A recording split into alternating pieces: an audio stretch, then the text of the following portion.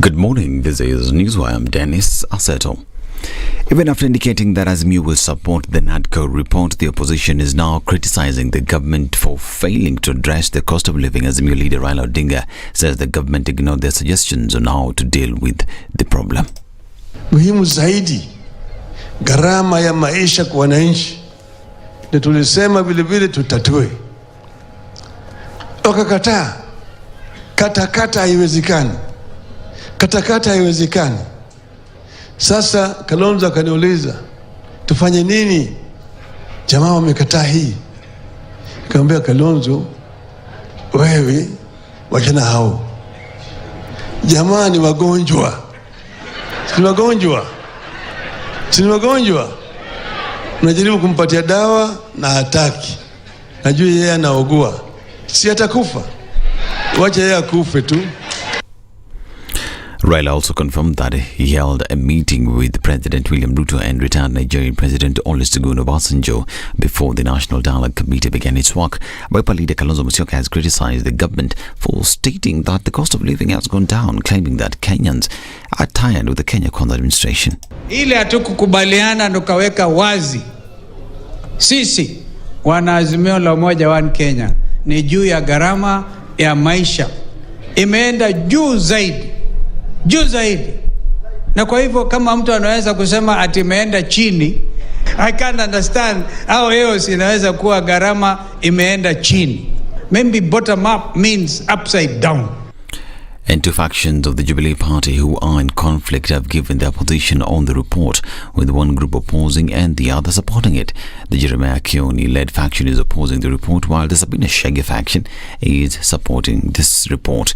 In a statement, Kioni said some of the recommendations in the report, such as the creation of the offices of the official opposition leader and the Prime Minister's office, are irrelevant to Kenyans who are going through a difficult economic time, insisting that the cost of living should be a priority. It is very, very immoral of us to think that we can start creating offices for people while people died when they were demonstrating in the streets. Watu hawakwenda milolongo ama demonstration maandamano kwa sababu ya ofisi fulani. Watu walienda kule kwa sababu ya gharama ya maisha. This document falls short of that issue. This as the Shege-led faction maintains that even though all the issues they suggested were not highlighted, they will support every step taken to ensure that the report is implemented. With the recommendations that have come, that it's going to be a process and several other commissions are going to be formed, we support and we want to be part. We are the third largest party in parliament. So we are not going again to just sit. We want to be part of it because part of our recommendation we feel they were not considered on what we had recommended and Bomas, and our document is there officially. We gave our position on the same. President William Ruto has denied claims that Kenyans have not been repaying loans borrowed from the Hustlers Fund. Speaking during the fund's one-year anniversary, President Ruto said this was evident because the government only invested 12 billion shillings and so far the fund has given loans of 39.5 billion shillings. We had committed that we are ready to spend 50 billion. The good news, the good people of Kenya, is that to roll out this program, and today, this program is self-sustaining. Those who are borrowing are the same as those who are repaying. So this product is sustaining itself. With only 12 billion shillings, we have this product up and running, servicing itself and making sure that Kenyans have access to credit. Ruto further said that the country's economy was on the right trajectory and that Kenyans would soon start enjoying the benefits of the government's interventions. Uchumi wetu ulikuwa katika hali mbaya sana. Madeni yalikuwa yametusonga kama taifa. Matatizo ya hata kugharamia kulipa hiyo madeni ilikuwa ni ndoto chafu. Ilikuwa ni hali ambayo Wakenya wengi walikuwa wanashangaa tutatoka hapa kwa njia gani. Mimi nataka niwatangazie Wakenya ya kwamba sasa tumedhibiti uchumi wa taifa letu la Kenya. And Deputy President Rigathi Gachagua has advised Kenyans to continue paying their loans, saying that this step will help the program grow even further. This is Newswire. I'm Dennis Aseto. Good morning.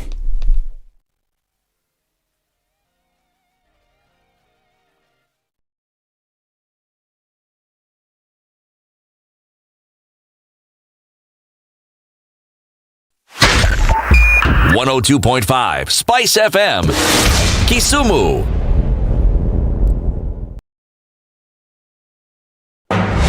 The following takes place from 6 a.m. to 10 a.m. every weekday on Spice FM.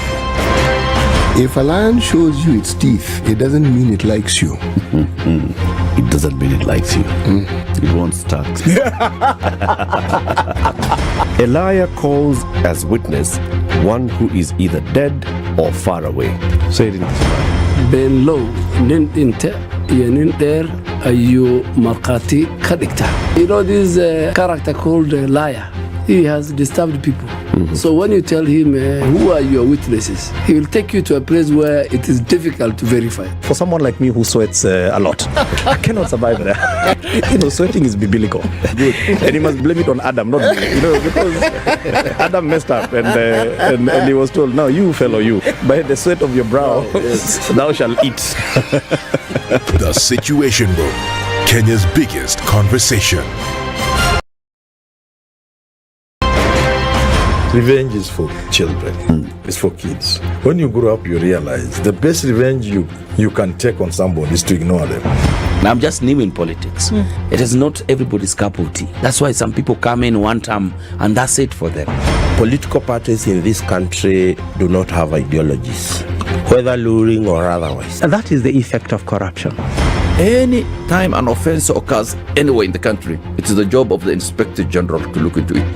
Whether it's corruption, whether it's murder, whether it's petty, that is his job. If we have chosen to be a corrupt nation, then we produce corrupt leaders. Everything then becomes chaotic that you cannot be able to change a nation. It's critical that people pay taxes. But then taxation has to have a limit. When you start overtaxing people beyond certain limit, then this is now we call robbery with violence. We are all struggling, but we don't show. If you're not doing well, shame on you. But you have to say, I'm broke and I'm struggling. We are not okay until everybody is okay. We are pretending to have political parties. Why don't we just be honest?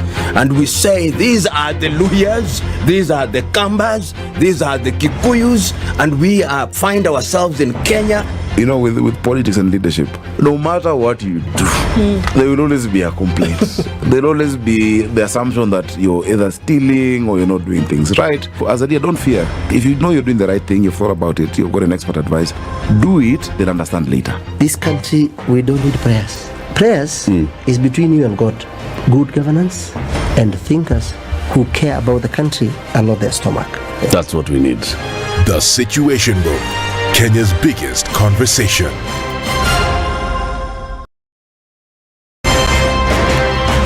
Good morning, and I love your show. Thank you. Having come from a Kikuyu radio background, I migrated to Spice because of the content. I was born in a slum, but somehow I got a break in life. So sometimes when you see the sweating coming out because of the passion and whatever it is, behind the noise, there are people. And we share the same umbilical cord. It shouldn't be like that. I am so disappointed. We used to tell Honorable Raila Amolo Odinga that he's doing politics of conmanship. And even President Uhuru Kenyatta, serikali hii ndio iko na conmanship ya hali ya juu. You cannot promise people that you reduce tax, then you double.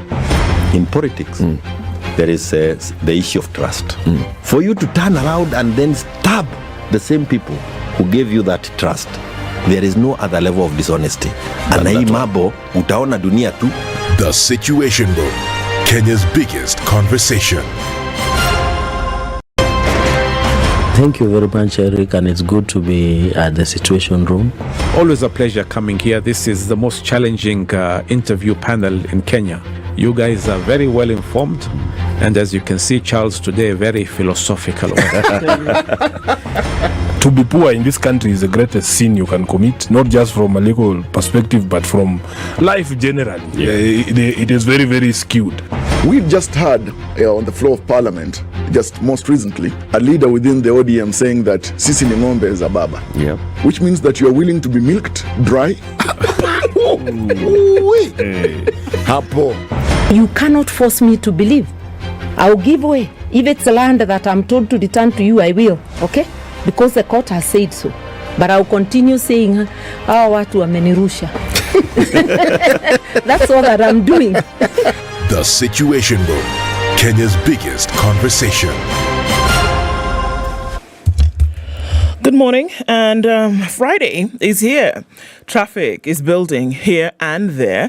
Let's take a look at what's coming out of Westlands. Not too much on the Thika Superhighway. We'll get into the city without too much of an issue at all. Traffic is flowing through Uhuru Highway into the CBD out towards Westlands, and as you come on Jogo Road, we're already seeing a little bit of movement getting towards Landis and then out towards the Kamkunji roundabout. I don't think we're going to have too much of a difficult time coming to the end of the month, actually the beginning of a new month, right in the middle of it. Let's see what happens as we look at Jogo Road later. We're getting into Friday without too much of an issue. We'll talk on SpiceFM KE on X.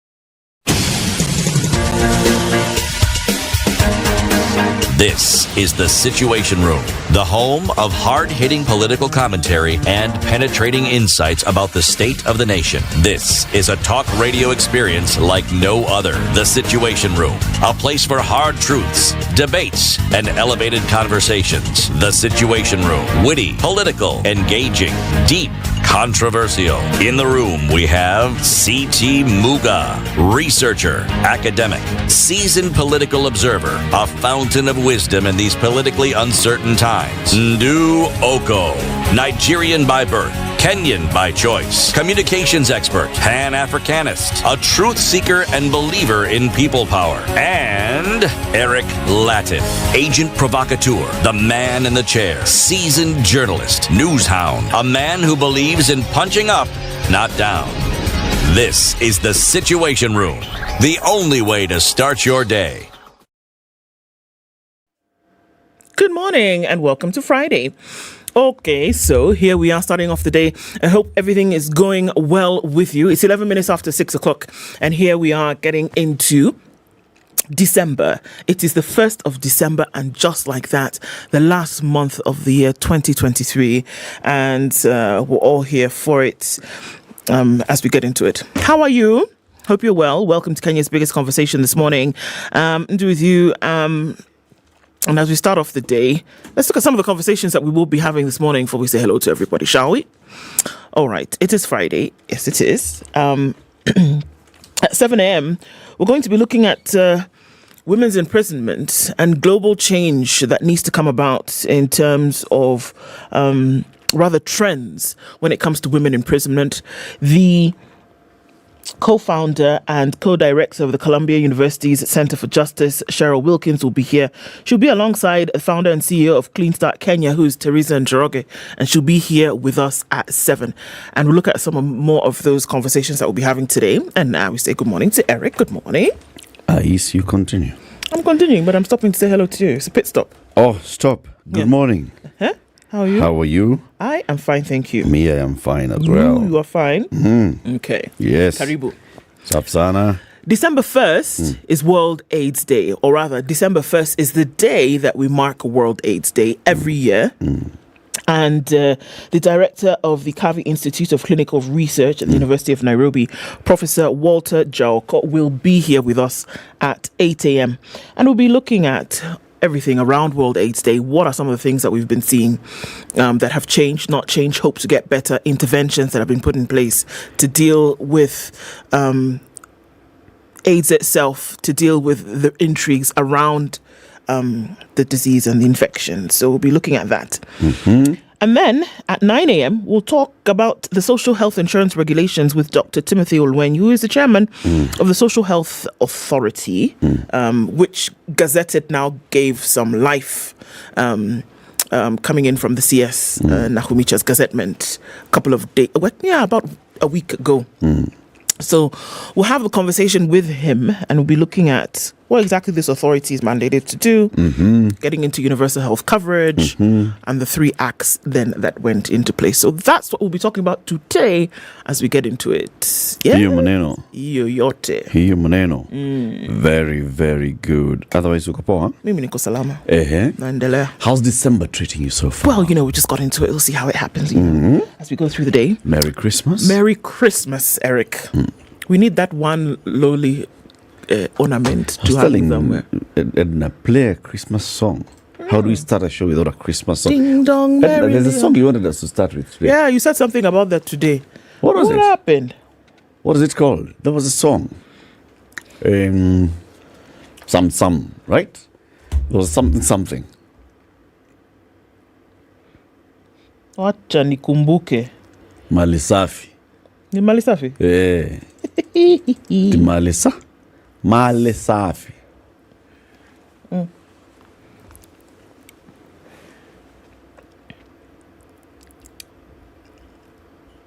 Mali safi. Is it playing?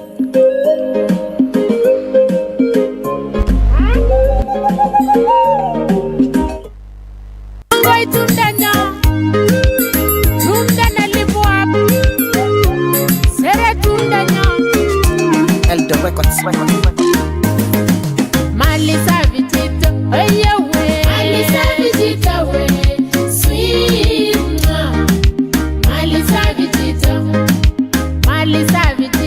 oye we. Mali savitito we, sweet ma. Mali savitito, minji lakwe, imanwe. Minji lakwe we, sweet ma. Minji lakwe,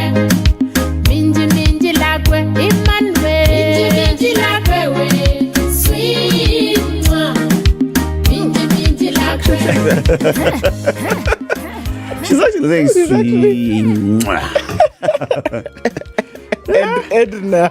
Mali safi. Anaita nani? Margaret daughter. Margaret daughter.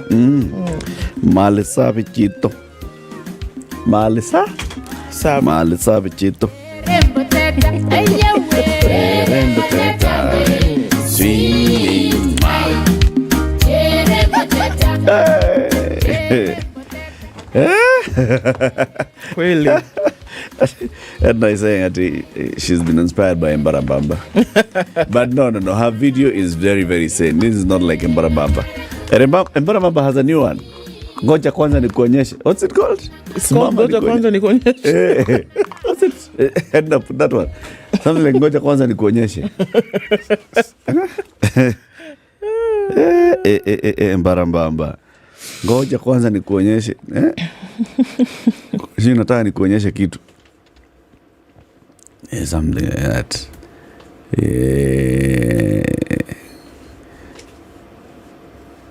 And if you put latest, all of them are latest. Depending on when it was latest. Ngoja kwanza nikuonyeshe. Ngoja. Yeah. City. Yes, please. How are you? Fine, thank you. Are you well? Yes, I am. Very, very good. It's good to see you. To you too. There it is. It's fungua nikuonyeshe kitu. Yes? Fungua nikuonyeshe kitu. Songa nikuonyeshe kitu. Songa nikuonyeshe kitu. Mungu siyo mchoyo nikuonyeshe kitu. Mungu siyo mchoyo nikuonyeshe kitu. Wacha nitoe viatu nikuonyeshe. Wacha nitoe viatu nikuonyeshe kitu. Wacha nikuonyeshe kiatu. He sits in the house, he's talking to himself, and then he says, you know what, this can be a song. Look now, what's happening here? Binadamu wanashangaa, mbona ninarisifu? Wacha nikuonyeshe kitu. Narisifu nyota yangu, Saitani alinipora, sasa ninarisifu. Binadamu wanashangaa. Mbarambamba. New song. New one. And you can think this man is okay. Fungua nikuonyeshe kitu. Quite okay. By the time a guy is wearing a white skirt in the morning. Fungua nikuonyeshe kitu. Like half mime, half ballerina. What else could he be other than fine? And then he's hanging on a zip line. He's levitating above a swimming pool. God help you if that rope cuts. Yeah, and taking a video in his... the song is called Fungua nikuonyeshe kitu. Yes. By Mbarambamba. His polka dot. Fungua nikuonyeshe kitu. Look at him. Binadamu wanashangaa, mbona ninarisifu? Binadamu wanashangaa, mbona ninarisifu? Hey Lord in heaven. Hey Kenya hii. Hapana cheza na hii Kenya. City, you were telling us you're fine. It's good to see you. I'm actually fine. Binadamu wanashangaa. This Mbarambamba. There's always a reason to laugh. Everybody, good morning. Mali safi chito. Aya we. So, we've already talked about what we will be doing at 7, Sindio? And you told us about Clear Start. And 8 a.m. Yes. Which will be about what? World AIDS Day. And Professor Walter Okoh. And then at 9 a.m. Dr. Timothy Olwenyi. Dr. Timothy Olwenyi. Who is he? The last time he was here, he was the Secretary General of the Private Hospitals Association. Yes. Yes. Today, he is a big man. He's a big man. Don't joke. He's the chairman of the Social Health Authority. The new Social Health Authority. This is the one that is going to roll out universal health coverage. The Social Health Insurance Regulations 2023. He'll come and tell us about that. Those are the regulations that are telling us how much will be deducted for the new social health scheme, how it will be, how when you go to hospital, what you get, and all those things. Plus, he'll tell us, hii watu ya NSSF sasa wameenda wapi? Do they have a job or not? Then what happens to them? All of them, across the country. All those answers will be given by Dr. Olwenyi, chairman, at 9 a.m. Tuko sawa. Unaona wewe mbamba.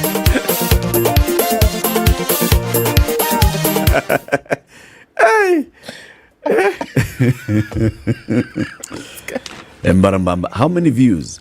6 days ago. 84,000. And counting and climbing. And climbing. We've added one more view this morning. Yeah.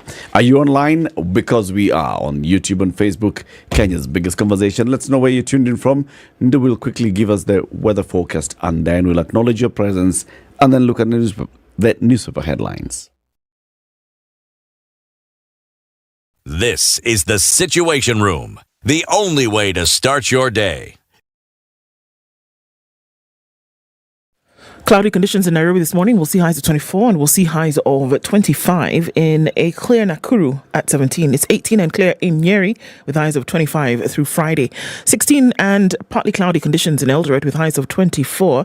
And we're looking into a clear Mombasa at 28 and a clear Malindi at 28 as well.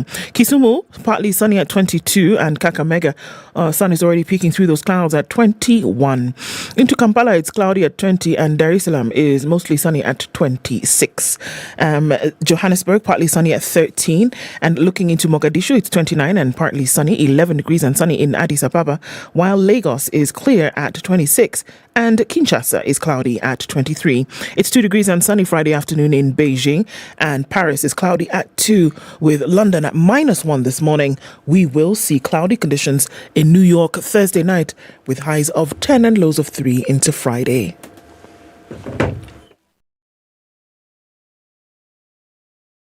Mature, intelligent talk every morning. Spice up yourself.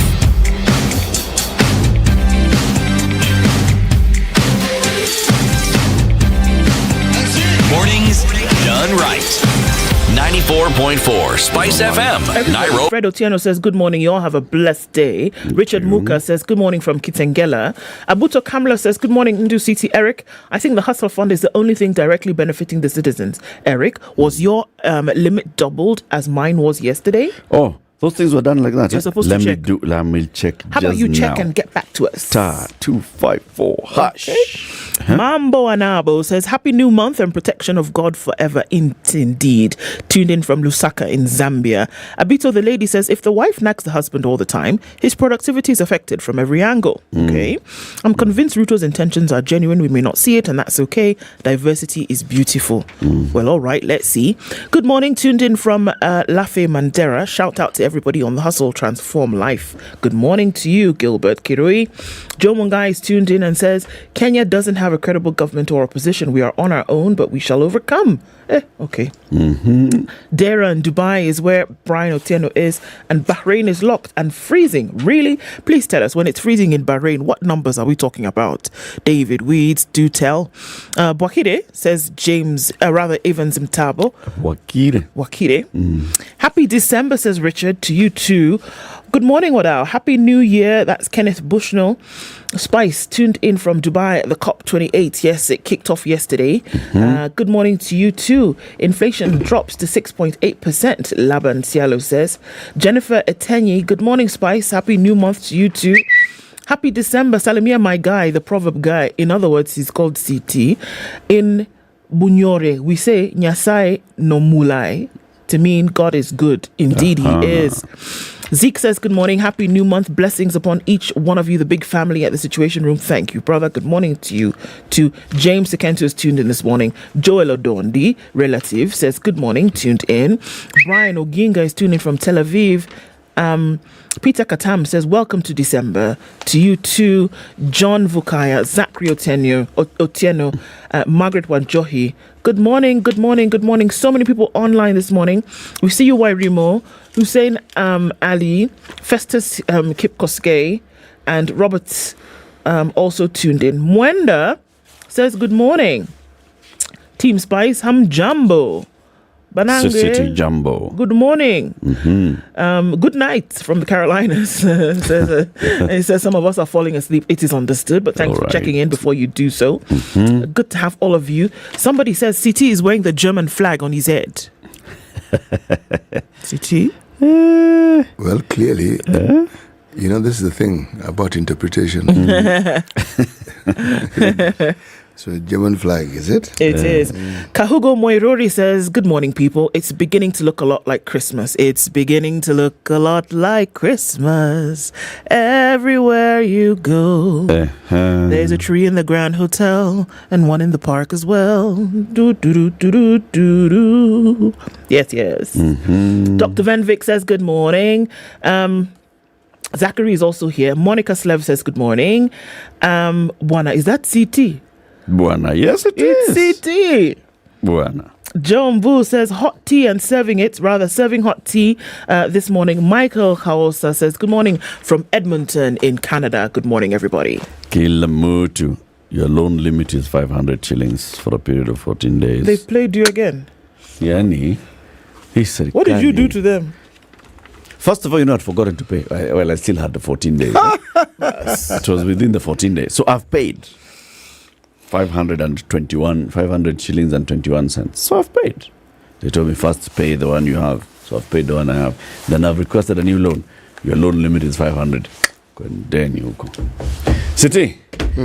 The day's proverb, final proverb from the Republic of South Sudan. All right. People must not be corrected at their departure time. People must not be corrected at their departure time. Departure from us, departure from visits. That's the thing. So long as it's departure time, whether they've come visiting and they're leaving, whether they're on their deathbed. So when should they be corrected? While they're there. While they're there. But before at their departure, they're still there. Yes. Should be there like a parting message. Yes. Or a parting lesson. By the way, vile behave up a leo. The next place you go to. Maybe the connotation of the proverb is that you are aware that this person is about to leave. So it is not at that point you should give any kind of admonition. You should say it while you know they're going to be there for some time. Abby? They're there for a while. Yeah. Say it then. Say it then. Don't wait until they're... When you know they're leaving is when you now say, let's leave. You'd rather keep quiet. As you're leaving... Just be knowing. You feedback, but you give feedback at that point. You talk of feedback, eh? Back feed. Exit interview. Wow. Would it really make a difference? Or maybe you're giving them some nuggets of wisdom for the future. Yes. So there I would see that. Nuggets of wisdom for the future. It's conclusive. Okay. I was waiting for you to change. Maybe, it was your first day, so you are, learning the ground. No. So I've clearly seen that you've stayed your stay and you're leaving. And this is what now we have to tell you. Anyway. Nisawa. Let's look at the headlines. On the front page of The Standard. Yes. Hits and misses of Ruto's pet project. William Ruto's message that raised the hopes and aspirations that the hustlers saw him... William Ruto's message that raised the hopes and aspirations the hustlers saw him clinch the presidency. There's a problem with that sentence. 1 year after the Hustler Fund was started, President is still hopeful it will solve their problems. Okay. So yesterday we saw the anniversary, the commemoration of the Hustler Fund and all of this.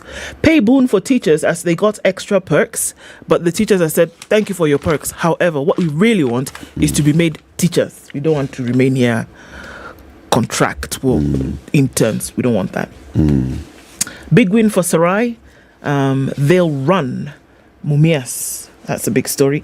Africa troops to Dubai with high expectations. COP28 kicked off yesterday in Dubai. It'll be interesting to see. Well, I don't know that it'll be any different from the conversations that we've seen in the last COPs. Mm-hmm. 2 women resolved to live positively, have children, and fight stigma.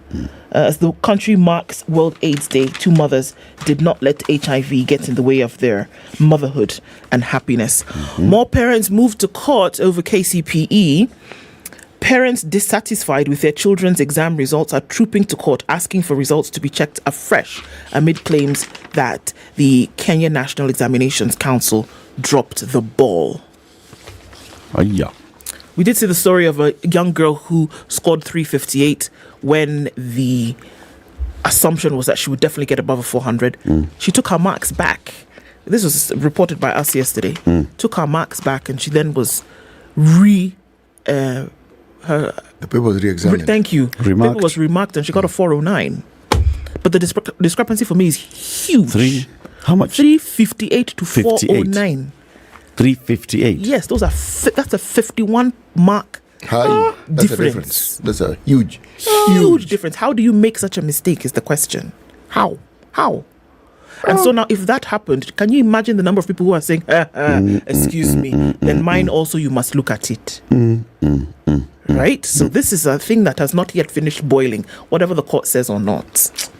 Okay. Referendum, Ruto allies tell off Raila whether or not to call a plebiscite to implement some of the proposals made by the National Dialogue Committee in their report appears to be the next battleground for the president and Azimio leader Odinga.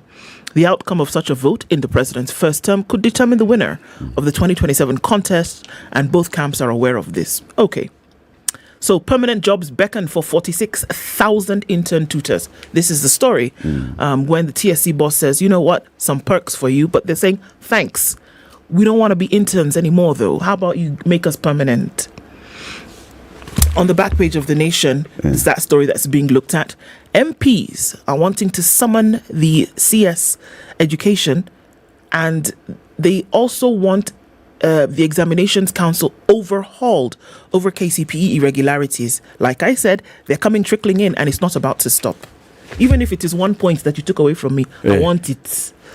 So people are saying, review mine as well. Now, if you see all of this reviewing just happening, remark the whole thing. Exactly. Take the whole thing and remark it. Yes.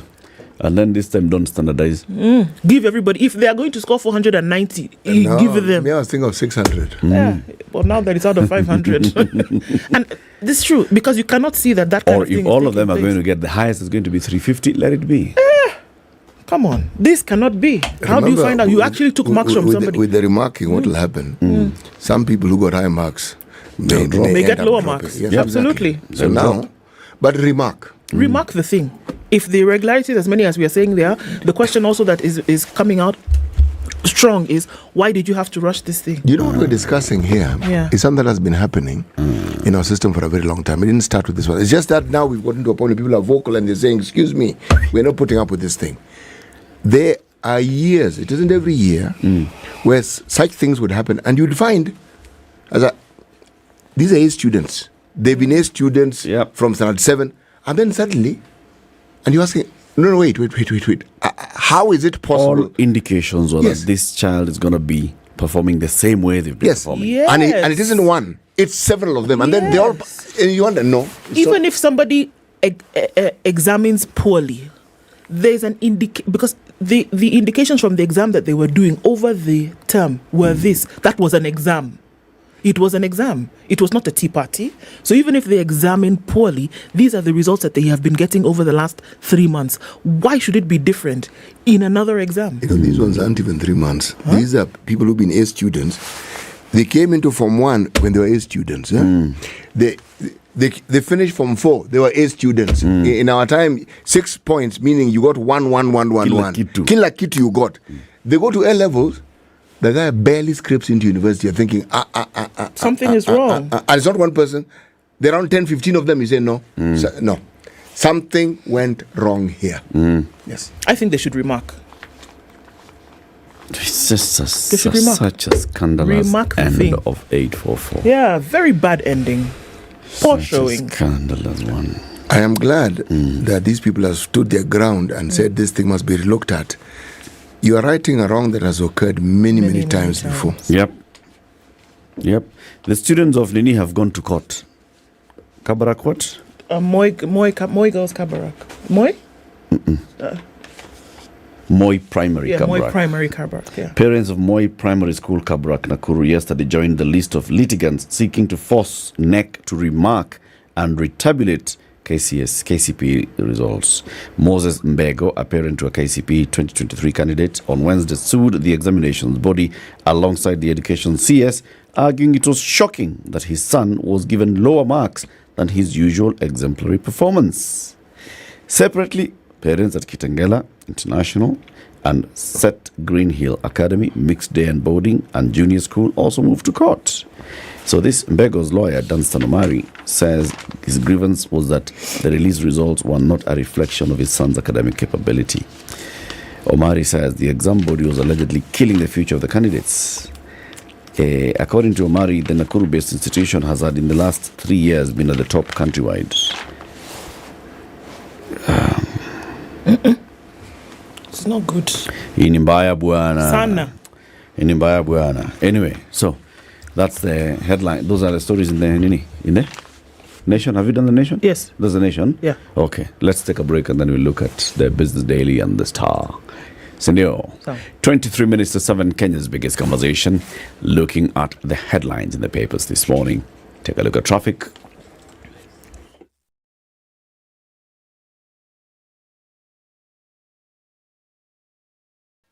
All right, not much for Friday. A little bit here and there on Jogo Road, heading out towards Landis. Haile Selassie in and outbound. As you come past the Kamkunji roundabout is where we'll see some movement. The Thika Superhighway as well. But this is traffic that comes in from Pangani at the underpass. Before that, we're not really seeing much. And you're all right coming out of Westlands as well. This is Chiromo, which has some traffic just going from, let's look at what's coming off of Ojija Road, Museum Hill. There's some movement there. Actually, a bit of a hold up there. And also then we're looking at James Gishura, which for now looks pretty good. Traffic is not our problem at 6:37. Let's see what happens as we get closer to 7. But for now, folks are getting where they need to go, and we haven't seen anything that's holding us up just yet. Let's see how the morning turns out. Help us out, and just in case something does jump out at you, SpiceFM KE on X.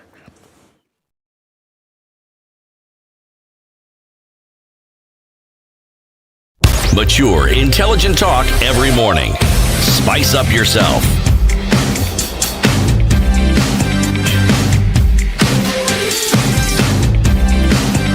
Mornings done right.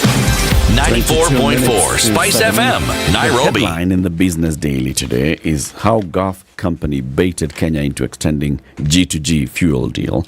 One of the 3 Gulf oil majors at the center of the government's government-to-government fuel import deal has revealed how it pushed Kenya to extend the arrangement by 1 year as a condition for renegotiating prices, underlining the firm's power of leverage in the multi-billion shilling scheme.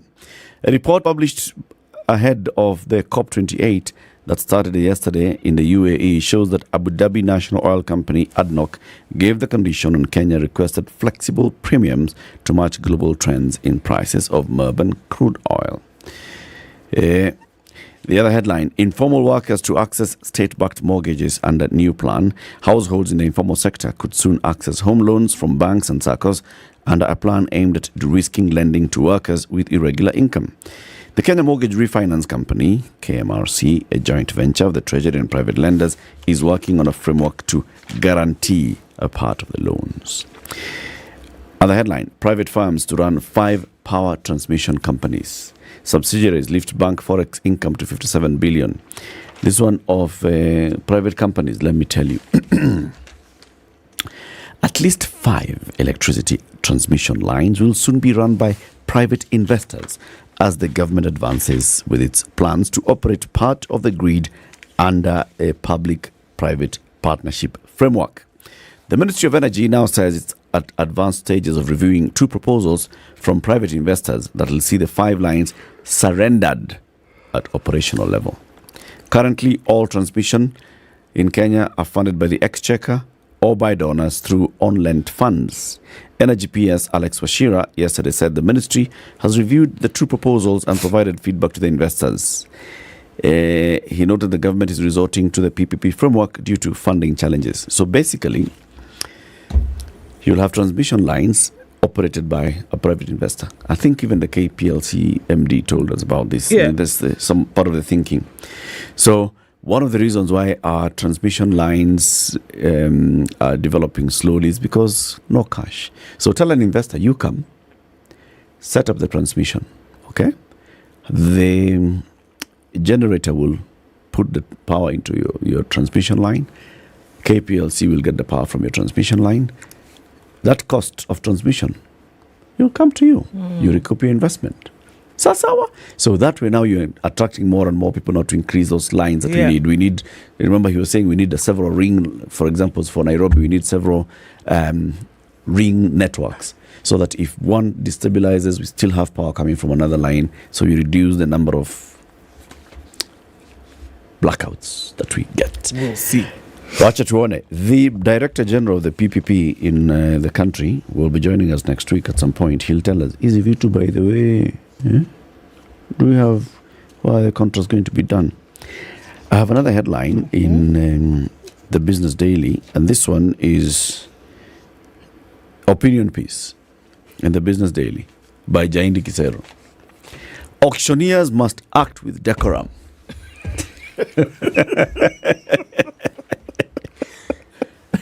Speak, brother. Sindio? The practice of sending hired goons to invade property belonging to distressed borrowers is primitive and it must end. It is Jaindi Kisero who's saying this. I refer to the recent episode where goons armed with crude weapons were caught on CCTV cameras invading the Pine Beach Resort Hotel owned by the wealthy Al Nur Kanji family. The persons who mobilized them are yet to be independently verified, but the embarrassing spectacle has been interpreted in the context of a protracted insolvency battle between KCB and the family of Al Nur Kanji, who are also the developers of English Point Marina. The Minister for Tourism and Wildlife, Alpha Mutua, has condemned the incident and promised investigations. Now, Jaindi is saying, now we should actually regulate how these people come. You can't just invade like this particular property. You saw the videos and all, right? Yeah. There are guests staying at this facility, paying guests. There are workers working to serve the guests. Then you send in tens of goons who come in there. They are rough. They are beating up people. I mean, it appeared. If you're just looking at that video and you didn't have any background on what the issues between our Nur family and the others are doing, you'd think it's an attack. Yeah. You'd actually think, oh my goodness, there's some form of attack, a terrorist attack or anything. If you're a guest and you're just there and you're seeing people coming in, holding things and you're beating things up. And in fact, other videos show further. CCTV is a good thing. They get into that compound, they come across workers, people who work, and they beat the person to a pulp. Them. Imagine. So you're thinking, what has this got to do with the issue? Yeah. This is an issue that is still in court. That's what you understand. Yep. That's why it's called a protracted battle. One side says this, the other says this. But unfortunately, this is the problem. Remember Aesop's fables, the story of the boy who cried wolf. Yeah. We've had a long history in this country of situations similar to this one, where the whole motive behind it is not what you're being told. There may even be a debt. Yep. They may even owe. But that's probably as far as that truth will stretch. There may be other things that no one is telling you about and no one is talking about. Who is behind it? Because how many people owe in this country? Do you see things happening in this manner? No. We've even heard of companies that have essentially folded because they owed. We've heard of banks that have happened. Did you see goons going to the banks to try and recover money that had been there? And this one, you're talking about huge amounts of money. Okay? So why is it then that we see it in this particular case? And the issue is, you're saying they owe. Other people have owed, and they've owed a lot of money. So indeed, owing is not a crime. It's not a crime. And even if the court has given you, granted you authority to go and recover, this is not how you do it. It's not the way to do it. You do not send people. That it doesn't mean that you go and destroy property. No. Or you go and harm people. Or you don't do this. You don't do this. Yes, the auctioneers must act with decorum. We hosted an auctioneer sometime. We did. Ednah, I think we need to get them back here. The auctioneer that we hosted. Yes. Saying, as we are just acting on instructions and court instructions. City? Yes. You tell us what's on the star today. Top right corner in burnt brown. Thank you so much. You understand? Burnt Today brown. is Friday. Friday. Siasa, page 5. The wrath of El Nino and the struggle for survival in Kenya's north. Okay? Water everywhere. Literally. A deluge of it. Yep. And the suffering immense. And yet, this story is not over. The damage is not over. The government is signaling, communicating, talking about the things they're setting in place, what they're trying to do. Let's wait and see how this will pan out. Okay? On the top, now this is now top left-hand corner, there's a gentleman, Ezekiel Okemwa. I actually knew this gentleman. Ezekiel Okemwa. Yes, I knew this gentleman. I knew him when he was head of the Kenya Marine Fisheries Research Institute. I knew him. Yes, he passed away.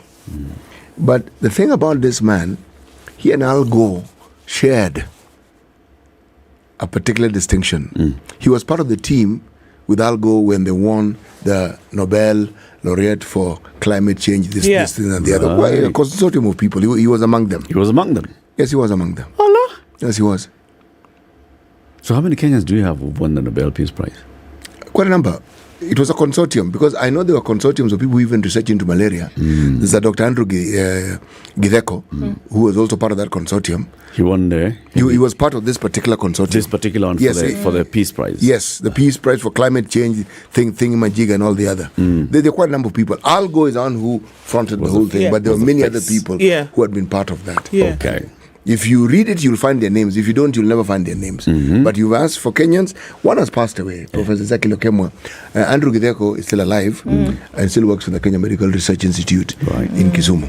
Okay? Senators raise red flag on shortage of TB medicine. Possible crisis. Okay? This is something good. The senators have raised something important. Okay?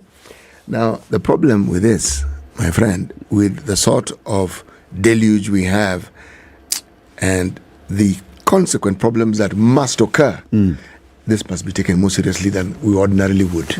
Okay? Hustler Fund, 39.5 billion loaned out in 1 year. I'm going to look at the positive side of it.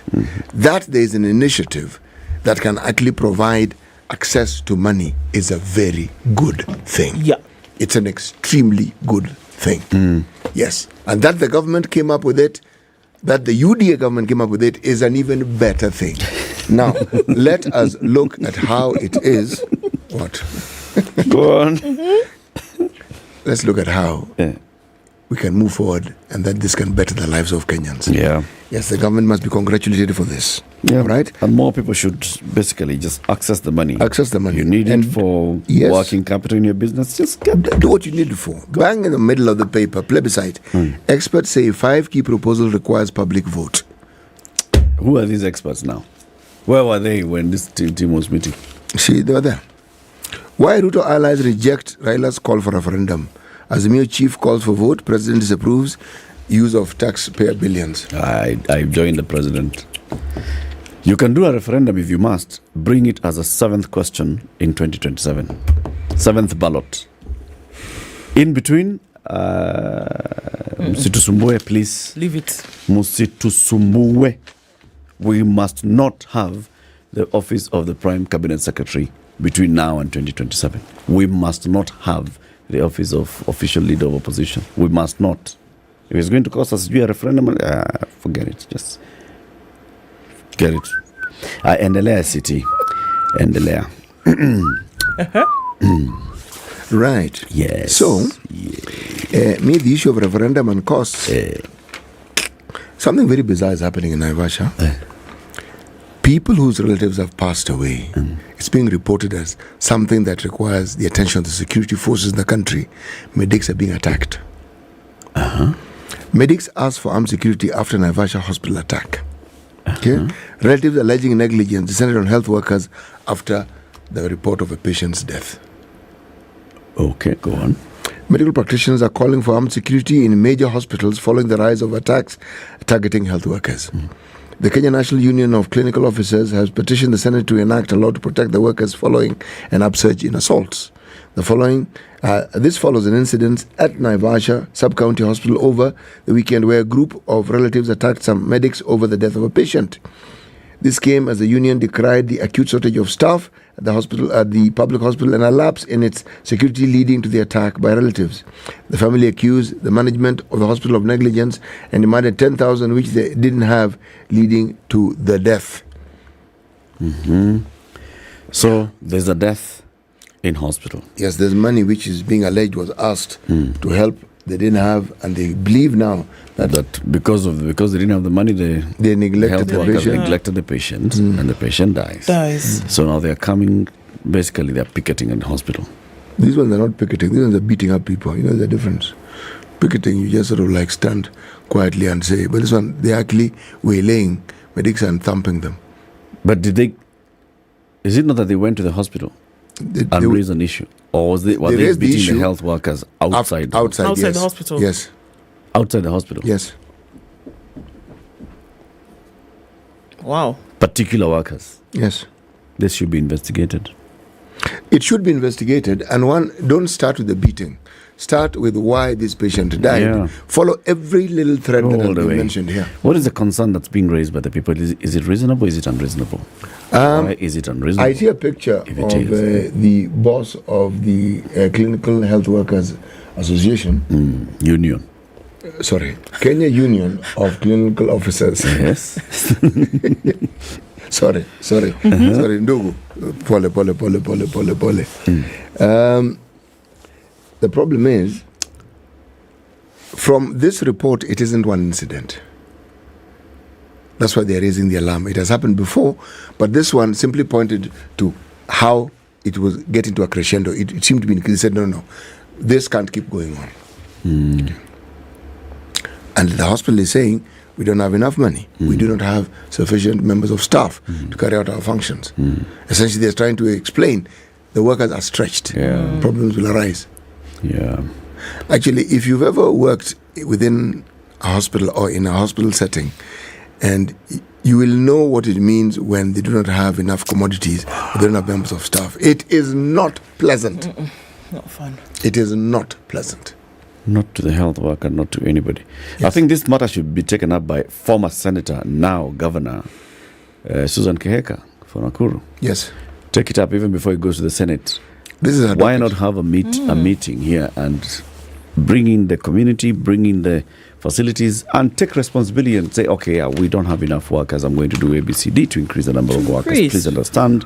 And these workers, the silence that it's met by is just not good. It's fueling the issue. Yeah, it is. Just when you thought that perhaps when you look at the executive and we talk about their troubles, it's an issue. On page 6 of the Star, extravagant counties, wait for it, squander 17 billion on travel in a year. Sorry, what? Thank you. Extravagant counties squander 17 billion on travel in a year. Where are they How many counties? Do they mention the number of counties? No. Let me just give you top spenders. Okay. According to the report, Nairobi led in travel expenses. With Governor Johnson Sakaja-led administration spending 337 million on travel during the year. Which year? Financial year. Financial year. So this is between General Badi and Governor Sakaja. 2022-2023 financial year. Okay. Baringo spent 184.33 million. Mombasa spent 124 million. Nakuru spent 100 million. Kitui spent 96 million. Other top spenders, it's competition here. Meru spent 84 million. Bomet 81 million. Kiambu 81 million. Kiambu is here. Okay. Where are they going? See, I thought the travel was to come to Nairobi. So is Nairobi going? But I don't know. Well, Nairobi is the biggest spender. It's going round. See, Nairobi has to leave Nairobi to go to Mombasa, to go abroad. They have more places to go to. Yeah. Like Mombasa also has more places to go to. Yes. Nyeri 80 million, Muranga 78 million, Nyamira 71 million. The least spenders on travel were Homa Bay 6 million, Elgeyo Marakwet 7 million, Kakamega 8 million, Isiolo 8 million, Garissa 9 million, Siaya 9 million. Kisumu 0 million. They don't even feature. Not even there. Okay. Shockingly, 11 counties spent less than 20% of their total expenditure on development. Just so that you'd mention. Less than 20% went to development. Yes. Wow. Okay. Let me give you the percentages in the counties. Wow. Kisii 5.7%. Kiambu 10.2%. Nairobi 13.9%. But Nairobi is already developed. Anyway. Machakos 16.8%.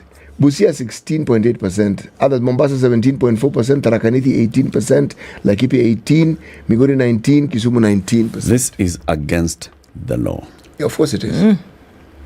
You cannot overspend on recurrent, underspend on development. Basically, that 30-70 is cast in stone. Yes, it is. It's in the constitution. Because if you spend 10% on development, it means that you spent 90% on recurrent. Yes. So because essentially what you're saying is that the counties are just there to just keep the engine running. Just money and traveling and paying workers. Yeah, nothing else is happening. And paying electricity na maji na mandazi. Shida. Kubwa. Yeah. And the aggregate county expenditure on development was only 22.8%. So no county, basically, on average, counties are underspending on development. Yes, and they're overspending on, as you like to eat China mandas, and then traveling. Kutembelea jamaa na marafiki. Yes. Na kujilipalipa mapadia. Na kuwabebe, huwezi tembea mkono mtupu. No way. So when ukitembea, unawabebea. Yeah. Unga na sukari. Na mkate.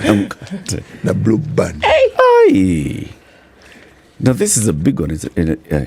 Tell us in 1.5 minutes. TSC to renew contracts for 46,000 interns come January, all right? And they're saying what we'll do is we'll not... Renew contract, not absorb them into PP. That's the problem. The Teacher Service Commission Chief Executive Officer Nancy Macharia said she was telling the Senate committee that the contracts of the teachers will expire come January 2024, but the Commission does not have budgetary allocation to convert their employment to permanent and pensionable terms. So rather than do that, they'll retain and maintain them as interns. The interns now, they said, we were waiting. They've been deployed to junior schools, which only have grade 7 this year. Next year, the newest section of the education system will have an additional class, and the workload on the teachers is expected to double. And you're going to double this on the back of interns. Hey. January will be a fun month. This one that's coming. Why? So Henry Kissinger died. Yes, he did. And everybody is doing what CT's proverb is telling us not to do. Which is? They're waiting for the exit. Then they're, where did he go? This man, wow. Greatest where? Great what? He's a war criminal. Come and go drying. Henry Kissinger, who has died aged 100 at his Connecticut home, divided opinion. A committed practitioner of realism in foreign relations, he was both awarded the Nobel Peace Prize and roundly condemned as a war criminal. There's a big story here in the Standard this morning looking at it. Okay? Yeah. I think it cuts both ways. And I think it's okay. Someone at that point of exit just say, okay, come on. Yeah. I'm out. Yeah. What do you mean? I'm not going to mourn you. You go. Oh, I mourn you. I celebrate your life. Okay. Next hour, we talk about women incarceration. 7 a.m. Good morning.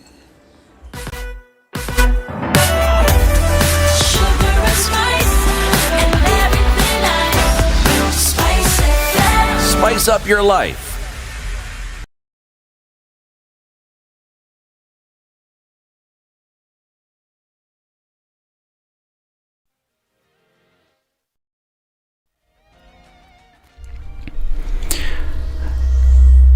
morning. This is Newswire. I'm Dennis Aseto.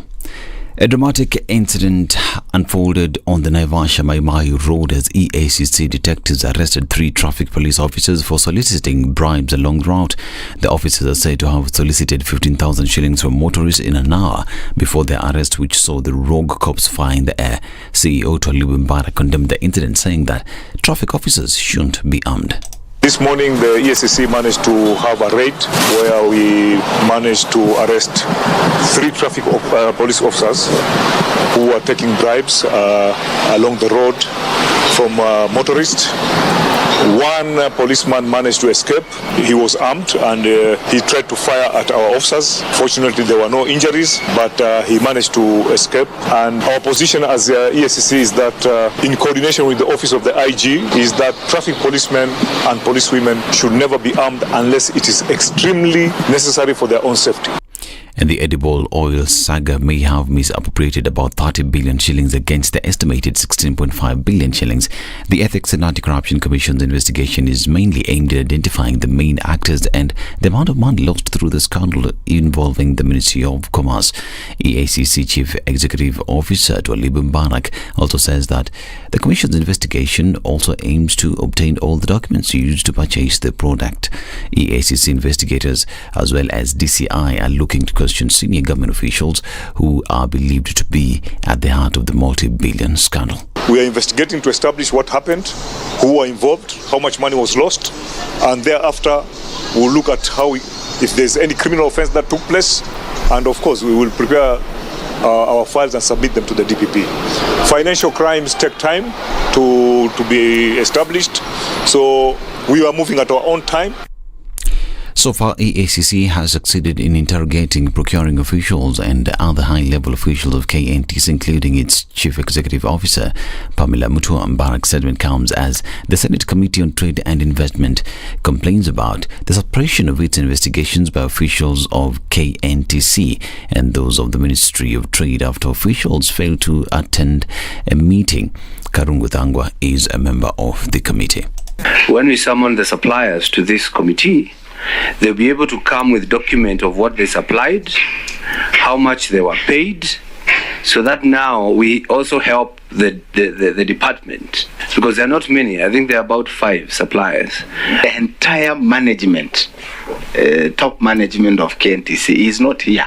The reason why we are saying we are rescheduling this meeting again is because we are not just joking. You can see a person like Omutata has already left because he can see he's just wasting his time. Transport Cabinet Secretary Kipchumba Murkomen has ordered the immediate installation of a new roof at all passenger terminals at the Jomo Kenyatta International Airport. Murkomen made the decree after receiving a report from a technical committee formed on November 15th to assess the state of the JKIA, Moi and Wilson airports and provide recommendations to better operations at the landing strips. The committee, among other things, recommended the construction of footpaths and rapid exitways, the installation of proper drainage facilities, and the building of canopies at the airport. Apart from ordering the setup of the brand new roof at JKIA, Murkomen directed the immediate erection of canopies on vital walkways at the airport. And an Eldoret court has allowed the police to detain a police constable linked to the killing of his wife for 21 days to complete investigations. Police Constable Muga is said to have shot his wife Mercy Chebet twice in the chest, where she succumbed to the injuries. After allegedly committing the heinous act, Muga went back to his workstation and later reported the incident to his colleagues while drunk and armed. Now, MPs from Turkana and Samburu counties now want the government to enhance deployment of Kenya Police Reservists in the north instead of deploying military to deal with banditry. The MPs appeared before the National Assembly Administration and Security Committee to provide an insight and workable solutions to deal with increased cases of banditry in Turkana and Samburu counties. Samburu West MP Naisula Lesuda narrated how bandits were terrorizing residents of Samburu County despite the presence of Kenya Defence Forces. Samburu leaders want the government to establish a new sub-county in Samburu County to enhance administration further. The Samburu West MP has called for building of access roads in Samburu County to open up the marginalized area. This is Newswire. I'm Dennis Asada. Good morning.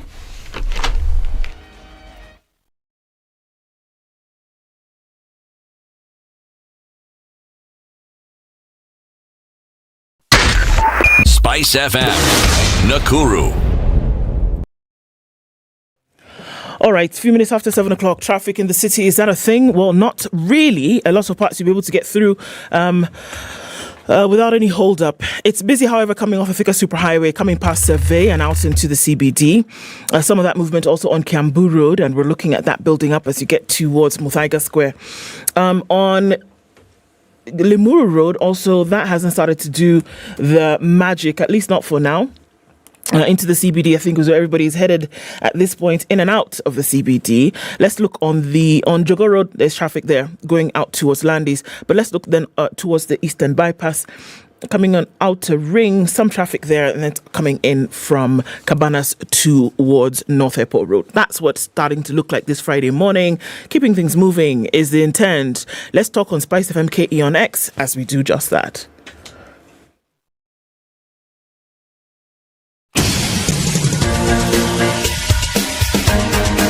This is The Situation Room, the home of hard-hitting political commentary and penetrating insights about the state of the nation. This is a talk radio experience like no other. The Situation Room, a place for hard truths, debates, and elevated conversations. The Situation Room, witty, political, engaging, deep, controversial. In the room, we have C.T. Muga, researcher, academic, seasoned political observer, a fountain of wisdom in these politically uncertain times. Ndu Okoh, Nigerian by birth, Kenyan by choice, communications expert, Pan-Africanist, a truth seeker and believer in people power, and Eric Latiff, agent provocateur, the man in the chair, seasoned journalist, news hound, a man who believes in punching up, not down.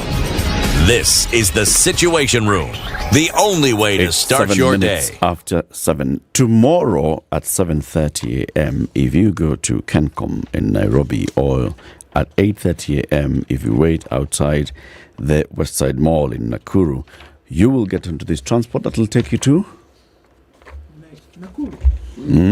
Yes. Which will take you where? Nakuru. To Delight Nakuru at Salga. Yes? Yes. So this Delight Nakuru at Salga is new development by Username Properties. They have basically acquired this piece of land.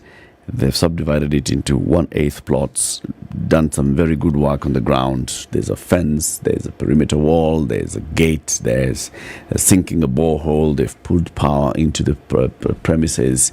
And what they're saying is, please come, acquire 1/8 of an acre. Then you can put up a very good house. And once you put up a very good house, you live here. Or you can bring people to live here. And it'll be a very beautiful community. And you as a community will be able to run this place, all of you together. They are leaving some pieces of land as, free for community. Then as a community, you will develop, you'll decide you want to have a shopping center here, we want to have a kids playgrounds here, you want to have a health facility here, this and the other, community center, social hall, whatever. It's upon you. It's a beautiful place. It's in Salga, 300 meters off the Nakuru Kisumu highway. Let's just call it that. Nakuru, Eldoret, Kisumu, all that highway. On the right, 799,000 shillings is what you need to acquire. But if you are listening to this show now and you commit to buy today, 750k. It's the way to go, right? Yes, it is. All you need to do is use SMS the word Nakuru to the number 20321. 20321. And they will get back to you. They'll give you a lot of information. Senor. And you can also fly. And I can pay kidogo kidogo. You can pay kidogo kidogo. 80,000 shillings down payment and the rest? In 30 days. And if you want to pay, longer than 30 days? We have a chat and we can do it. Hii mambo ni kuelewana. Sindio? Yes. Hii mambo ni kuelewana. We have a guest joining us in the studio. Another one will be joining us shortly. Cheryl Wilkins is the co-founder and co-director at Columbia University Center for Justice, where her work is committed to ending the nation's reliance on incarceration, developing new approaches to safety and justice, and participating in the national and global conversation around developing effective criminal justice policy. She's also an adjunct lecturer at the Columbia University School of Social Work and Director of Women Transcending in the community. She's a board member with the Women's Community Justice Association, co-convener of the Justice for Women's Task Force, an advisor with the Survivors Justice Project. She's justice, justice this, justice the other. Cheryl, good morning. Thank you for having me. I mean, anytime I hear the bio, I was like, wow, I'm doing a lot of work here. Is that all me? Is that all me? Welcome to Kenya's biggest conversation, the Situation Room. Welcome to Kenya. Thank you. It's been a beautiful time so far. I've learned a lot, and people have been really supportive of me and the woman that I brought here. We are extremely happy, and we will be coming back. Very good. You'll soon be joined by Teresa Njoroge, who's a founder and CEO of Clean Start Africa. We want to talk about incarceration, particularly looking at women and the justice conversation all around it. But to welcome you to the show, CT has the day's proverb. Every week, CT wears a different hat. This week, he's wearing hats from Papua New Guinea. But he goes across Africa and he picks proverbs from any country in Africa. This week's proverbs are from the Republic of South Sudan. Yes. Today's proverb is? Today's proverb is, people must not be corrected at their departure time. People must not be corrected at their departure time. Cheryl, what's your interpretation of this proverb? For me, it's about doing it before. Yesterday, we did a ceremony that really gave Teresa her flowers now. And that's a similar thing that I'm thinking about when you're saying that people must not be corrected, because at the end of the day, it might be too late for that. And so what are we doing now for folks? And let's move that up a little bit and appreciate the amazing things that folks are doing now and honor them. Honor them now. And also correct them now? Yeah, and correct them now, yes, well. Okay. Sitting. Do you agree? You know, I was thinking about it, but I as you spoke, Cheryl, my mind actually went to the many sayings that communities have regarding how children should be brought up and trained, and how it is that their good behavior emanates from how it is they were brought up. Yes. And I'm thinking, if you leave it too late, the correction then becomes that much more difficult. Because if it was done expeditiously at the time it should be done, then the need for this last minute correction would actually not be there. Yes. And yet, the strange thing about our lives as human beings is bizarre situations are the ones that point us, should I say, very loudly to the things that we may have neglected, the things we need to do. It's like when some wrong has been committed and it's spoken of and it comes to light, then you start staring at whatever legal processes that were there that ought to have been corrected. But in the absence of this expose, sometimes many of those things just sort of like slide and they go along. Today we were talking about the examination in this country and the hoo-ha that the parents are raising regarding the results. It's happened in the past, but people didn't raise the issue. Now they're raising it, and people are going to court. But it means there was a problem that has been there and was not corrected. Sorted out from the beginning. Well, it's important to sort it out immediately. It rears its head. Cheryl, you're the co-founder and co-director of Columbia University Center for Justice. Tell us what this is and also your journey and all this work that you do around justice. Okay, so the Center for Justice is an organization that is located within the university, because in the United States, we feel that any movement that has ever been strong has had college and university involvement.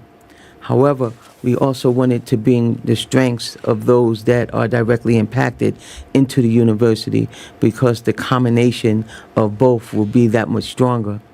And we also want to say that criminal justice issues don't just cross communities, they don't just cross countries, they cross disciplines as well. And so what would it look like if these different disciplines got together with the community folks to work on particular issues as it relates to incarceration? So while my organization may be housed in the School of Social Work because we wanted the students to be able to be trained when they go into communities to support the folks in the communities. However, we work in the psychology department. Of course, the law school is obvious, School of Public Health, looking at mental health issues, all of the things that we know contribute to folks going to prison, just trying to disrupt that pipeline. And in order to do that, we have to have folks working together. And so part of what we do at Columbia University is that we have an annual conference called Beyond the Bars, and that's where I met Teresa at. And with this annual conference, we bring together these different disciplines. We bring together folks in the community that have organizations, and we bring together grandmothers from the community because we feel that they have strengths too. You know, we have to stop looking at academia as if they know it all and they want to do it all, because in my community, the grandmothers are strong. And they are knowledgeable on all of the things that they need to make their community better. And so that's what our Beyond the Bars is about. It's uplifting the leadership of those that are directly impacted with a combination of academia, combination of government officials, all coming together to work on the issue to end this thing called mass incarceration. You know, in the United States, you know, we are the leading incarcerated nation. Really? Yes. You don't live in jail. We incarcerate more people than anybody in the world. And why is it so? Is it the system is designed that way? The system is designed that way for sure. We're talking about a multi-billion-dollar industry. And please explain. And so we have private prisons inside the United States. There are big businessmen that build prisons up from the ground, get their own guards in there, and the government puts predominantly black people into that prison. This is a multi-billion industry, and it's not just the building of prison, it's the products that go in there, you know, that people inside need. And so anything that they need, these businessmen, they provide it. And so we're not just talking about shifting bodies there. We're talking about products that are in there. We're talking about private prison industries that are in there. And that's what's happening. We got over 2 million people incarcerated in the United States. So then are you looking at the need for big business to thrive, and as a result of that are we not almost saying that the justice system is guaranteed to then release individuals into this into prisons? Because without that happening, it's not just people who are picked up off the street and put in prison. They must go through a judicial process, isn't it? They're convicted of a certain crime. So are we saying that then there's heavily dependent on the justice system to get these people through and have them incarcerated? Yes. So we're talking about multi-system. And whether we're talking about police who over-police in neighborhoods that are poverty-stricken. And they will get arrested, not have legal representation, you know, to support them in getting out, not have bail money to get out. And this will, we call it the pathway or the pipeline to the prison industry. Oh, I see. And so it's not just, you know, once you get to prison and correction officers, it's the court system, it's the police system. All are working in unison, you know, to make this a multi-billion-dollar industry. You talk about over-policing, and you said something, I think, that links to some of the things that we see here, that an individual essentially will be remanded because they do not have access to funds for bail, for example. And until and unless that happens, then you're going to be a guest of the state. Yes, so that guarantees that you will be there.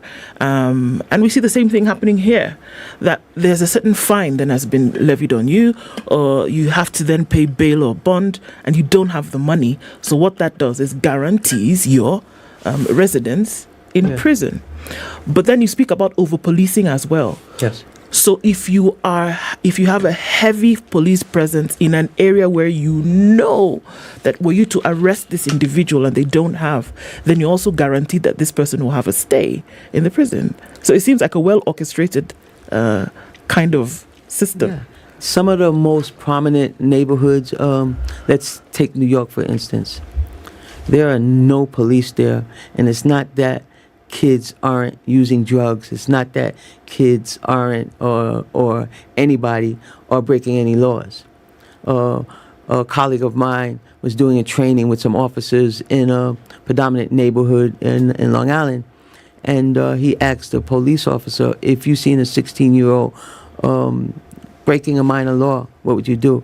He said he would take him home to his parents. Mm-hmm. That doesn't happen in the neighborhoods in which I come. Take you right to jail. And so, just looking at our neighborhoods. So why is it so in Long Island in New York? That's a suburb. That's where wealthy people live. Right. It's not the Bronx. It's not Harlem, USA. It's the suburbs. And so officers even come from that area. And so they'll take them back to their parents and let the parents discipline them. That doesn't happen to kids that come in my neighborhood. So in minority communities, it's different. Oh, yes. And it's a big issue. Now, as in your organization, you've been, of course, championing these matters.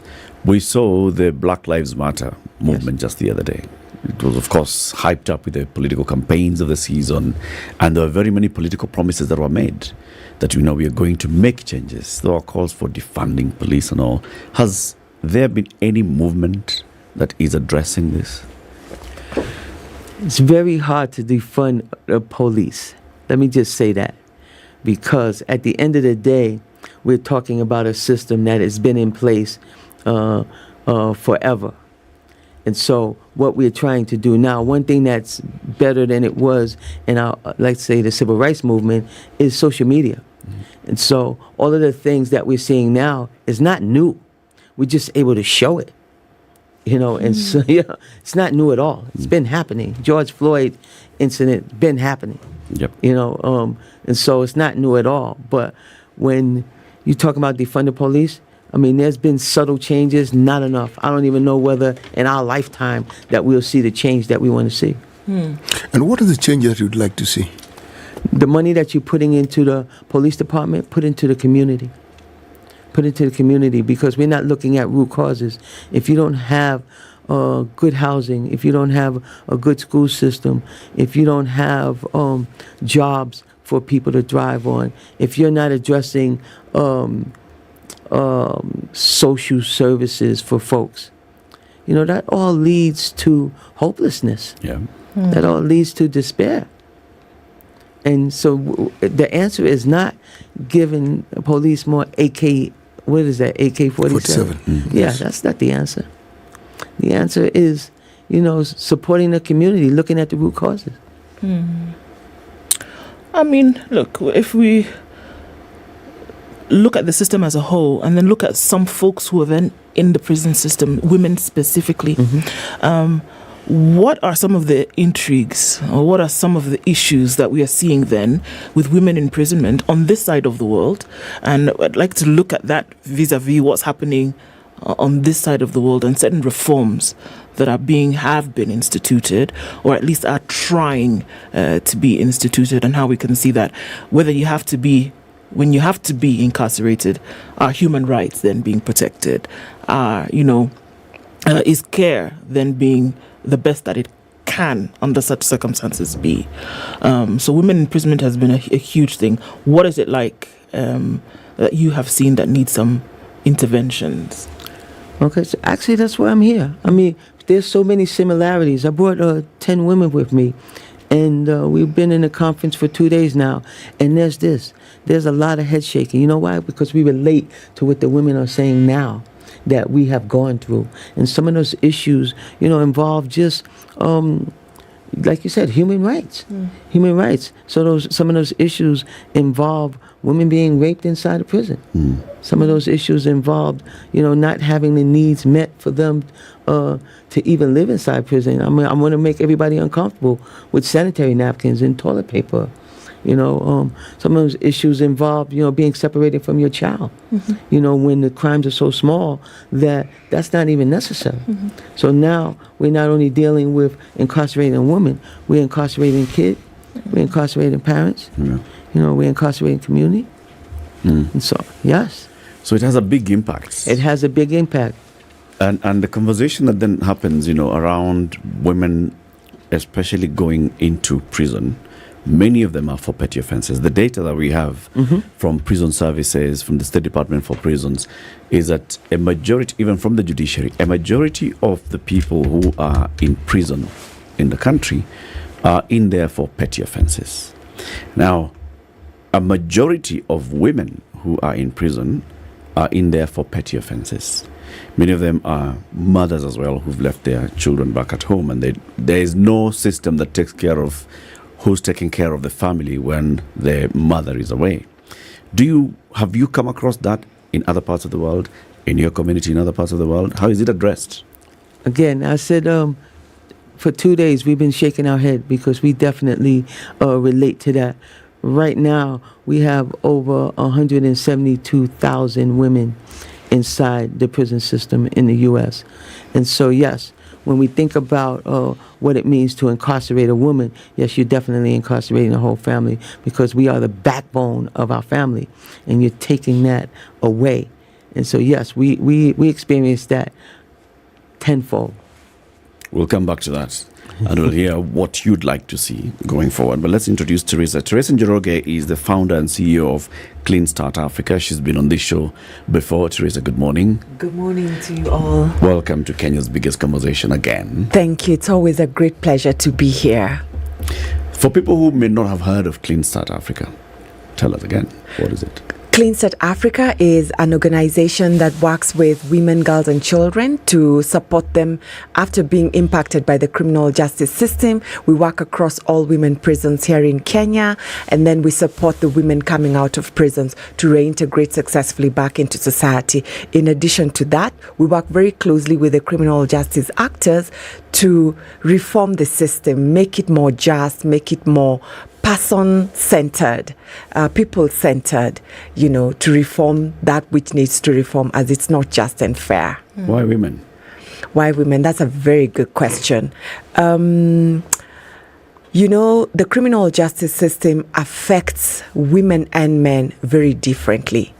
And as my colleague from the US has stated, Cheryl, the big difference is the children.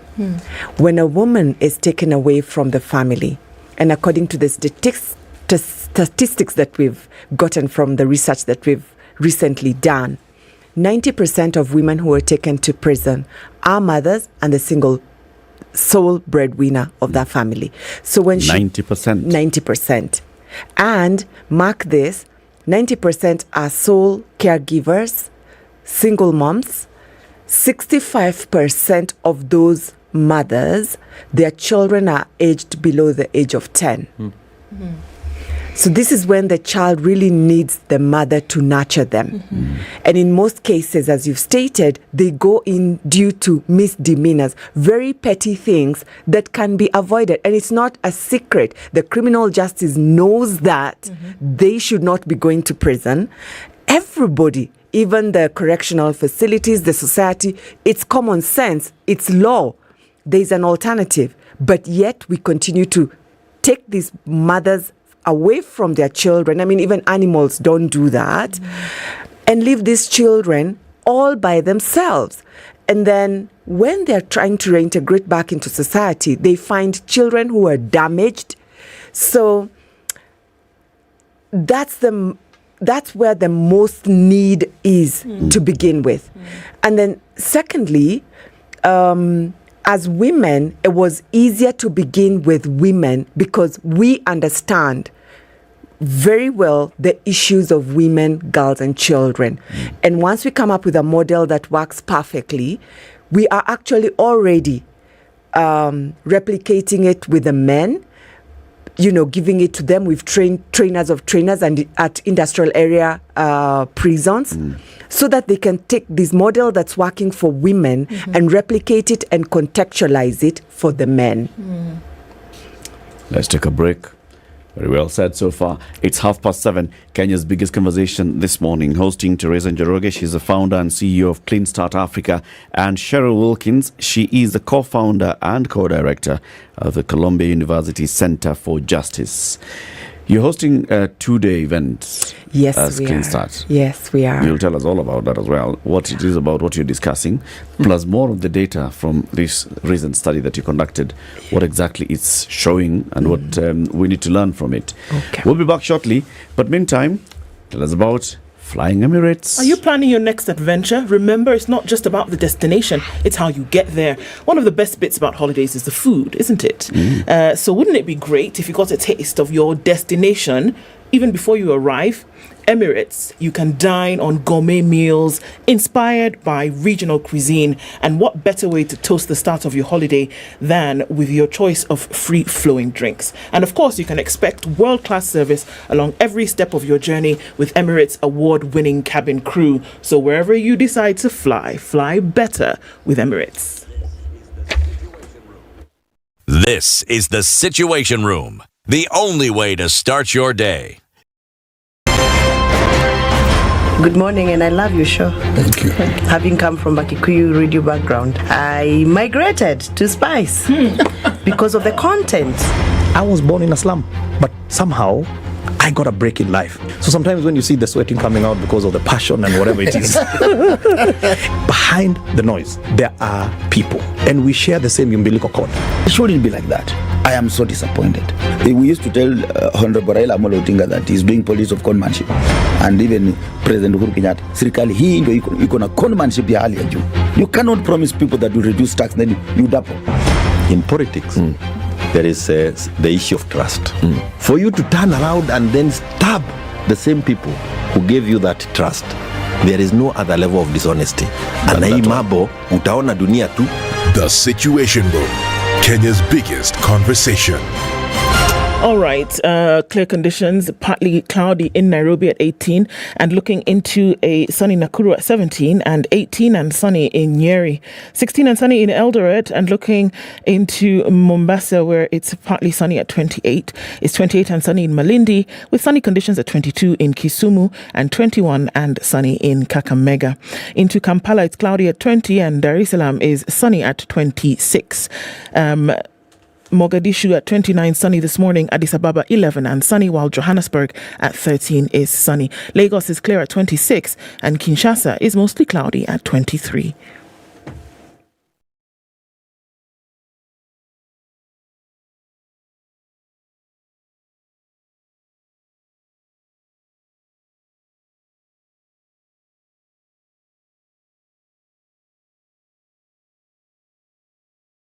Okay, not dealing with too much this Friday morning and traffic. We're seeing some movement coming from Cabanas towards North Airport Road. Also inbound traffic from the Eastern Bypass. That still continues right around this time. We saw some movement also then right around Westlands, and that was looking a little bit busy as you just hopped onto Wayaki Way. James Gishuru, not too bad for now. And we're also looking at Jogo Road on the other side of things busy. The Thika Superhighway, not too crazy until you get to Survey, but we're looking at heavy traffic on Kiambu Road making its way through towards Muthaiga Square. We're getting into traffic hour proper now. Let's see what happens as we get into it closer to 8. And let's talk on SpiceFM KE on X.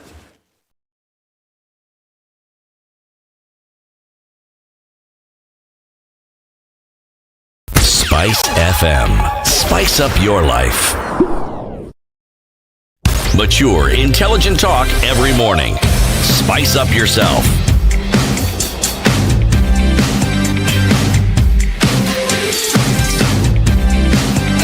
Mornings Our conversation done right. continues. 26 minutes to 8. CT Muga is here, dressed like it's December. Eh? And it's for good measure. Tomorrow is 2nd of December. Eric, let me tell you, one must take advantages of situations you find yourself in. I'm an old man and I have license. Very good. I can wear this funny looking hat and get away with it. It is not funny looking.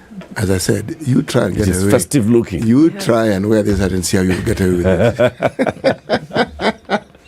So in other words, you're dressed your age.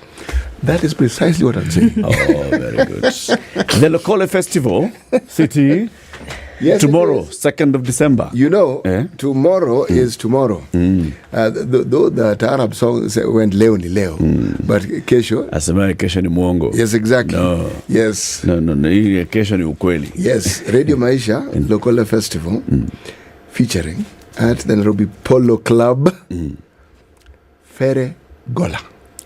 Now, for those who don't know, Fere Gola is not just a musician. He's a musician extraordinaire. And then there's Mbilia Bell. Well, Mbilia Bell is no stranger to this country. Her songs are sung by people who didn't even know it is her who sang those songs. Then we have Nomsebo Zikonde.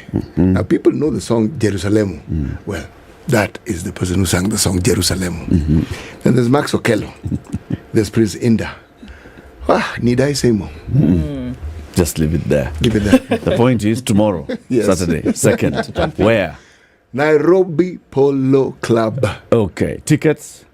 They are available on USSD *519*55# or tikiti.co.ke. Let me repeat that. USSD *519*55# or tikiti.co.ke.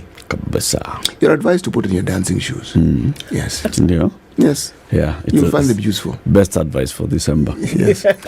Our conversation continues. Cheryl Wilkins is a co-founder and co-director at Columbia University Center for Justice, and Teresa Njoroge, founder and CEO of Clean Start Africa. Latest data that you're giving us, Teresa, 90% of women in prison are the sole breadwinners, single caregivers. Many of them have children below 10 who've been left at home when the mothers are incarcerated, a majority of them for petty offenses. Okay. Has your study gone on to see what happens to the children who are left behind by their mothers? Yes. Okay. We're actually going to be talking about a research that we have recently done in conjunction with USIU Africa, criminal law department, that shows the effect of imprisonment on children of incarcerated parents. And we will be launching that later this afternoon. And the study shows the trauma and depth with which incarceration affects these children for years to come.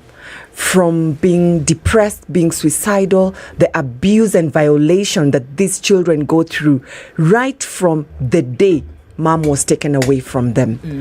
They're susceptible to sexual abuse, physical abuse. Most of them drop out from school, and others, unfortunately, end up joining the juvenile justice system.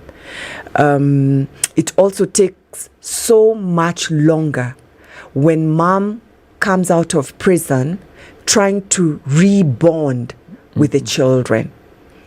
Relearning again to parent the children, and the children who are forced to take care of themselves, to parent themselves, to now allow mom to come back into the space again because they've learned survival in the streets. It's a very sad situation because the statistics that we're talking about, these are people's lives. These are people who are really affected by things we could avoid. Why do you think, and I think because now obviously we're seeing that there are similar threads that are running through. A lot of times when you're in a situation, in an experience, you tend to think that it is your sole experience, but then now we are seeing that there's obvious evidence of replication of that. So long as there's a system, we'll see some of these similar threads. Why do you think it is that, looking from your experience, Cheryl, and what you've seen, why do you think it is that there is that almost non-attention being paid to some of these fundamental issues when it comes to what happens to a family when you remove one functioning member from it and incarcerate them? Why do you think that is almost ignored? For women, we've just started doing research, and getting the numbers which support what Teresa is talking about. And so when we didn't have those statistics and numbers, we would have never known in my country, women are the fastest growing population to enter the prison system in the last 30 years. We didn't have any statistics to say that 30 years is a long time for folks not to know that this population is going in, and we're going in twice the rate as men. And so now we are getting into a system where we're looking at the statistics so that we can back up what we already know. And so for us to make change, we basically have to prove our point. And the way of proving our point is getting that data. The way of proving our point is telling those stories. The way of proving our point is getting the kids, to step up and become advocates and change systems that really directly impacted them. Because for many of us in my country, they were, if I'm incarcerating this one person, and we was like, no. When you incarcerate that one person, you're incarcerating the family, you're incarcerating the community. And so once you take that one person out, also in my country, if you take 1 in 3 black men out of the family, and you leave a woman to fend for herself with those kids, there are different coping mechanisms that have to happen because you took a breadwinner out of the family as well. If you have 2 people contributing to a family and 1 is left, it's a hardship on that person. And then we don't have a government or a system that's in place to support that person. In the last 30 years, studies are showing that more and more women in America are getting incarcerated, twice or double the number of men. Yes. Does this mean that more and more women are getting into crime? Twice the number of men? For me, it means that more and more women are left to fend for themselves, and more women that do not have a social system in place to support them if they're single mothers. And when you do that, yes, you might have to steal some food for your kids. But is that the result that you've actually deduced from these studies? Yes. That they're ending up in crime because of a prevailing situation that was caused by incarceration or by some other injustice. Yeah. And we can add to that mental illness that's not being addressed. We can certainly add that to it because that's criminalized. We can add poverty to it. That's criminalized. We can add, in my country, race. That's criminalized. The darker your skin, the more likely you are to get arrested. Sorry, I'm not getting the connection between all those things that you've mentioned and impacting women more. Yes. Point me in that direction and show me how exactly is that impacting women more or double the impact it's having on men, such that more and more women are getting into this conflict with the law and ending up in prison. Because the men aren't there now. The men are maybe already in prison, or the men might have left already. So the women are leading the household, and it's very difficult, to be the breadwinner when you have kids and when you don't have a government that is supporting you as you're doing the best that you can. Let me say this. Do I hear you to be saying that this is what you call a vicious cycle? Yes. You start up with a system that, given where you come from, where you live, the education system doesn't favor you because it isn't as good as the education system in other neighborhoods. Start there. You are poor. This speaks to opportunities. If your education is limited or it's substandard or it isn't as good as the others, then even if opportunities arise, you will not be prepared to take advantage of that. So now, the man who is supposed to be the head of that family gets into a business that he assumes would earn a living, but it's criminal in nature because that's the opportunity that presents itself. They're incarcerated. The mother of the children is left. What are her options in terms of opportunities? The likelihood is that she'll end up doing exactly what the husband was doing before.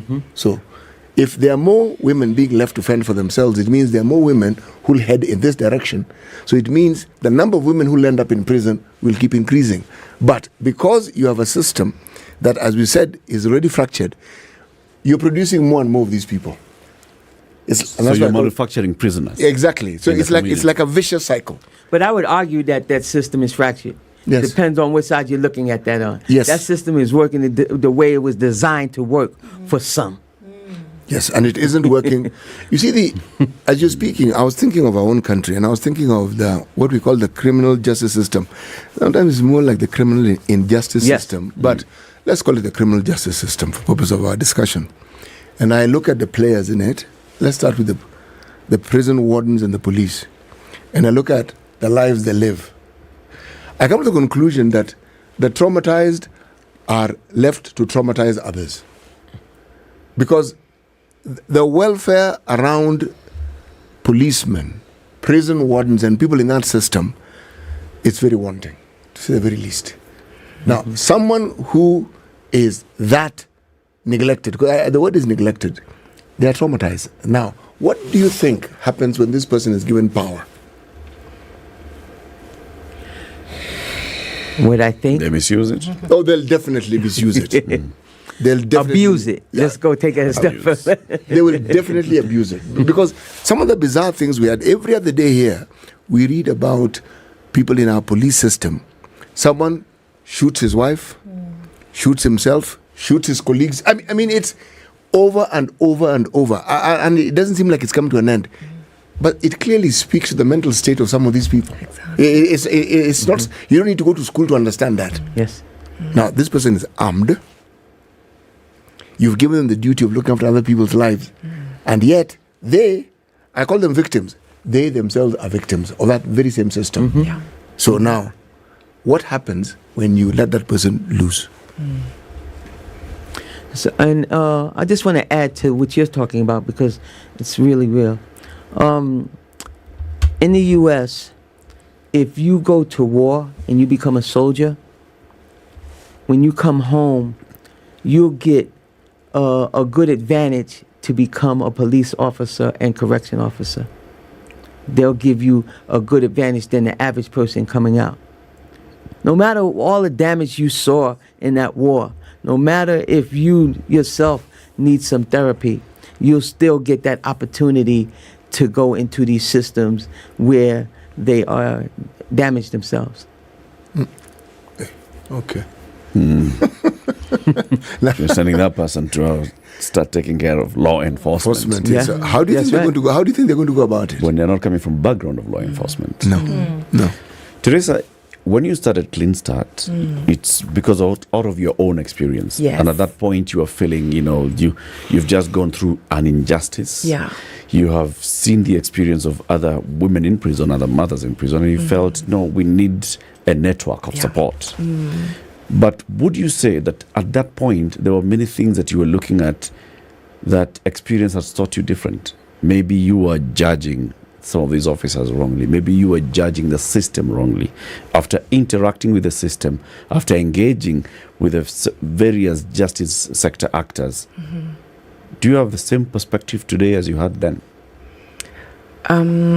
What I now know is that, to the point Cheryl made, this system was actually, from its foundation, set up to punish the very weak, the vulnerable, the marginalized. It was really not set up from its foundation to offer justice.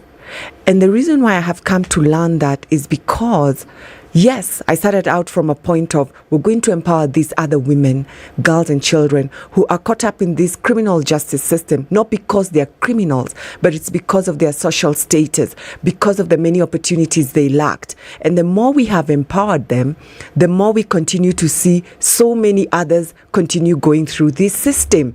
And to the point of the vicious cycle, you find that children you worked with within the juvenile justice system have now graduated into the adult criminal justice system. The children who the women left when they went into prison are now become delinquent and have now joined the criminal justice system. And then over time, I have also come to realize that it is 100% clear that this system seems to only penalize the poor, the vulnerable, because 70% of those who are in prisons are the ones who earn between 100 to 300. So that's $1 to $3 a day, according to our statistics. 70%.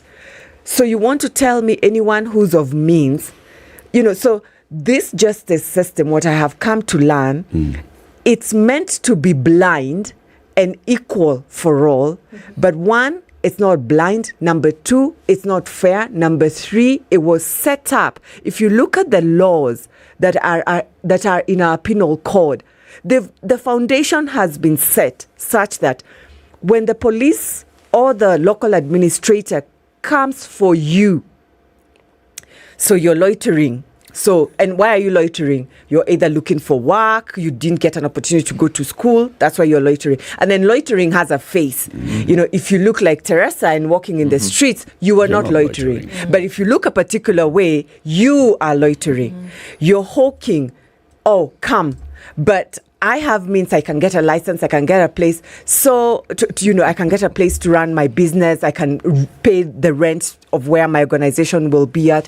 But those who are very poor, who have not been provided the structures by government to be able to provide for themselves. There are no structures when it comes to health, education, economic empowerment. We'll end up the way the system has been set up from the point of arrest. And at the point of arrest is where so many things go wrong. We don't use forensic. We don't even question. The policeman or whoever will arrest you, harass you, get you in. And by the time you're getting to this judge or magistrate, and in the first place, you were not even meant to come here, there's no questioning of this policeman. What happened here and here before you brought this lady in? No one questions. It's just the case proceeds. For instance, when I got arrested, there was no CCTV at the particular time when I was serving my client. How come the judiciary couldn't ask the arresting officer, why is it we do not have the CCTV for when this lady was serving this customer? Who switched it off? Interrogate that point of arrest. Meaning there was a CCTV system installed. Yes. And it worked, but on that particular day, it wasn't on. It wasn't on. And that wasn't questioned throughout the trial. So it's the arresting officer's word against mine. But the judiciary continued with the case, and I don't have evidence to back or the questions to ask who switched off the CCTV, at what time was it switched off. Those are things that can be found out if only the structures are there to support me. Right. But they're not there to support me because the system has been set up in a way I need to end up in prison for those who are benefiting from this system, like they did in my case, to benefit.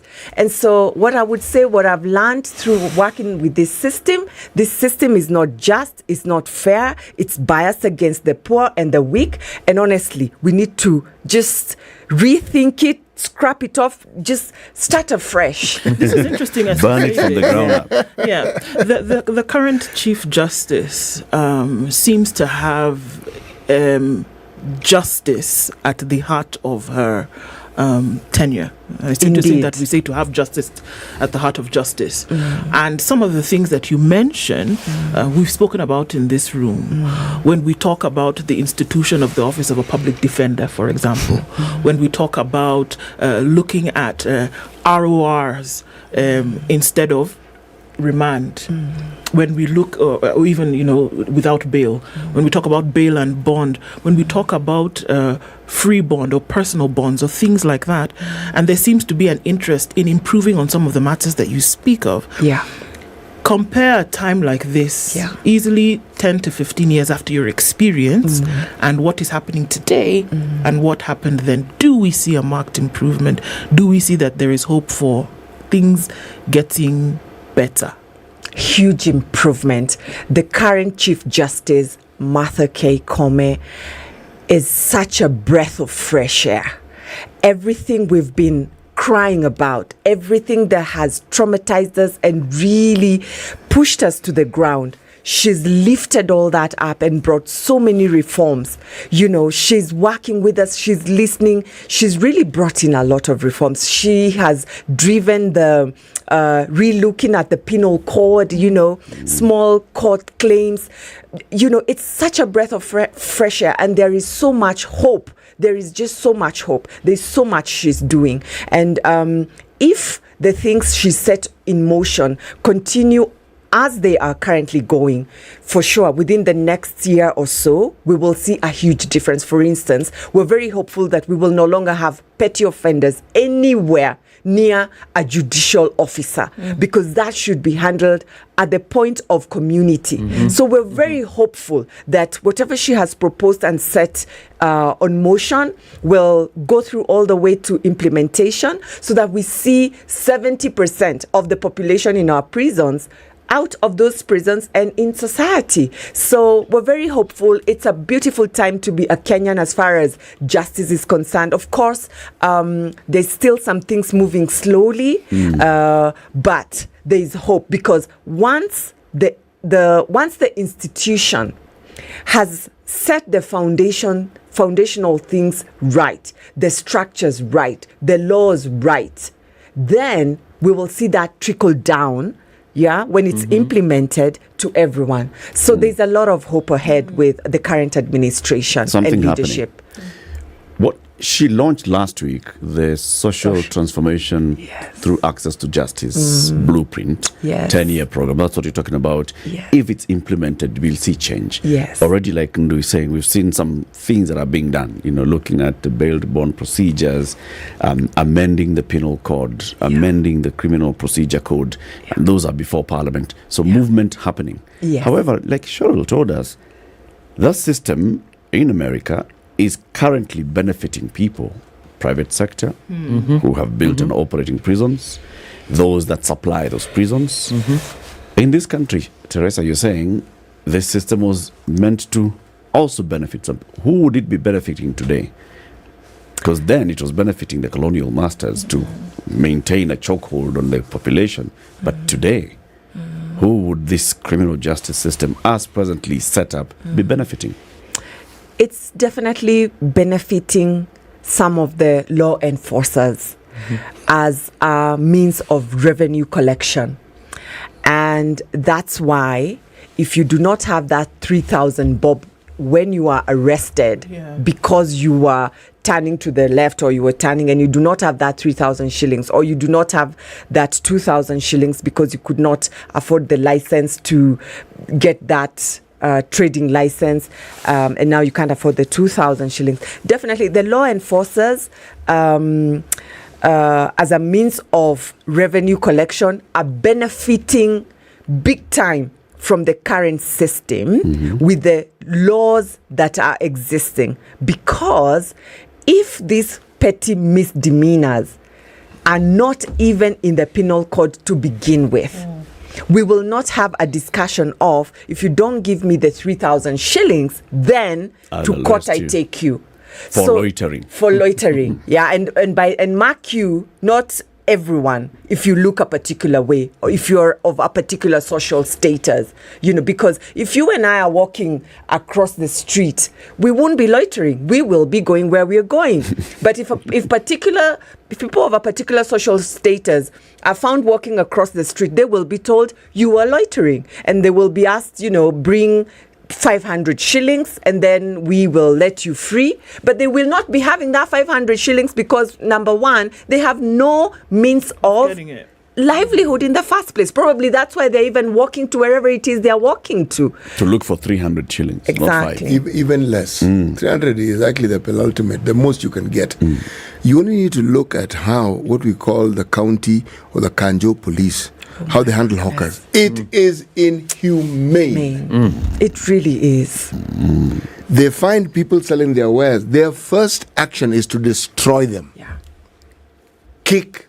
It's bizarre. That's why it's... Well, coming to the top of the hour, we thank you very much, ladies, for joining us today. An interesting conversation. Keep having it. I know you're having your 2-day conversation where you're looking back into incarceration, women justice, and the criminal justice system. Teresa Njoroge, founder and CEO of Clean Start Africa, and Cheryl Wilkins. She is the founder, co-founder, co-director, Columbia University Center for Justice. Thank you for joining us. Thank you for having me. Come back soon, Cheryl. I definitely will. I love coming home. Very good. It's 8 a.m. Good morning.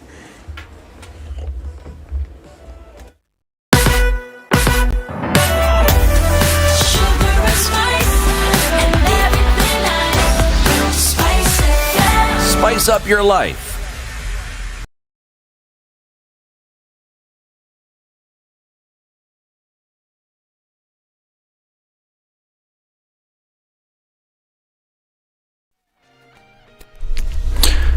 Good morning, this is Newswire. I'm Dennis Aseto. The government now says 16 more people have lost their lives in the last 24 hours owing to the ongoing El Nino rains, bringing the official death toll to 136. Interior Principal Secretary Raymond Omolo said the number of households displaced by the raging floods remains the same at 94,232, while 462,160 persons have been displaced. P.S. Omolo noted that the government is continuing with its efforts to mitigate the effects of the El Nino rains. Azimio la Umoja One Kenya coalition party leader Raila Odinga now claims the Kenya Kwanza administration has captured the legislative arm of the government, thereby rendering parliament unable to conduct its oversight role on behalf of Kenyans. Speaking during the burial of Phyllis Mawathe, the mother of Embakasi South MP Julius Mawathe in Mwala, Machakos County, Odinga slammed the President William Ruto-led government, accusing it of ignoring Kenyans after capturing the parliament.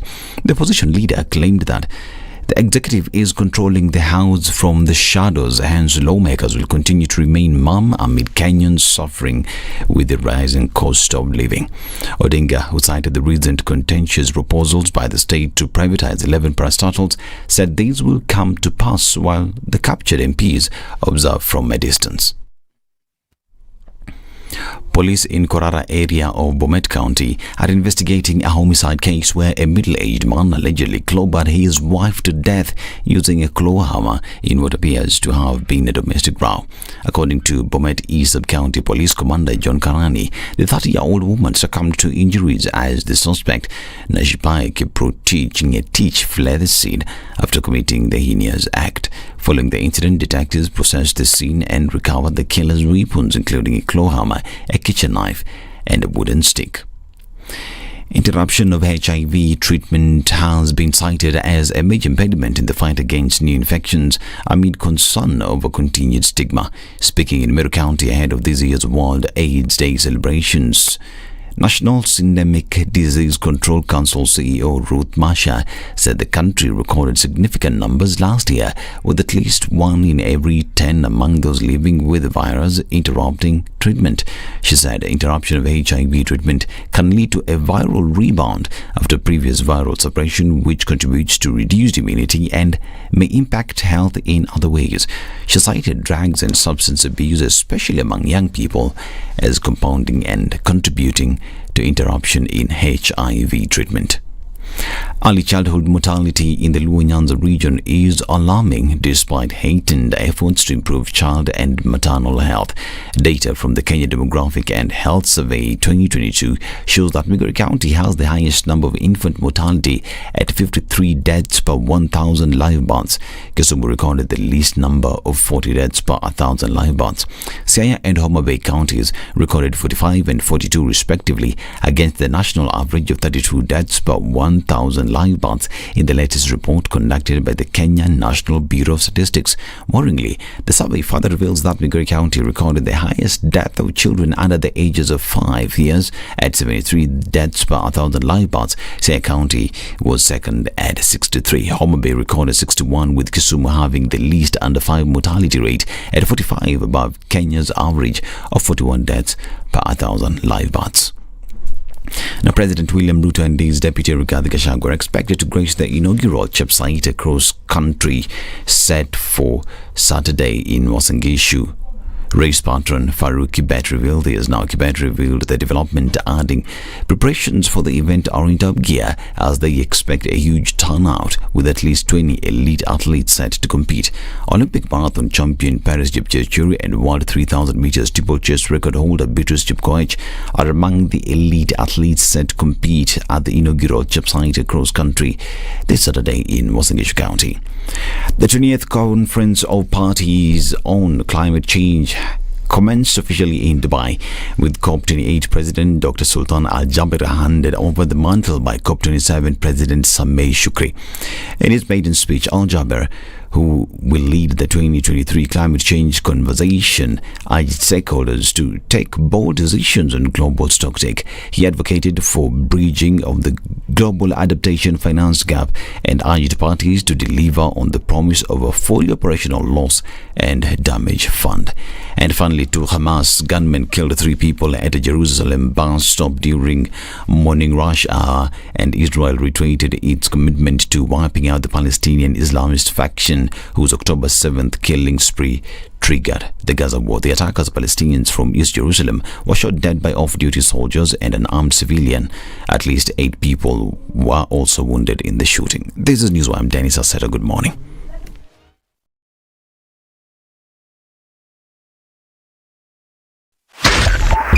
.5 Spice FM. Okay, heavy on the Thika Superhighway this morning, coming in past Tutali Survey and then through towards the CBD. Also coming in heavy on Kiambu Road this morning. Traffic is a busy maze.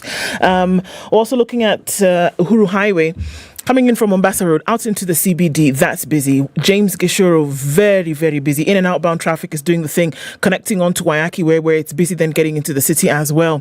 All right, so Jogo Road was busy earlier. Langata Road started late, but here we see some traffic all the way through to the CBD this morning. It's busy on Cabanas, out to North Airport Road, and then touching on Outer Ring, Eastern Bypass, all of this movement, quite a busy thing. We're keeping an eye on things. We're in Traffic Hour proper. Let's talk on SpiceFM. KE on X.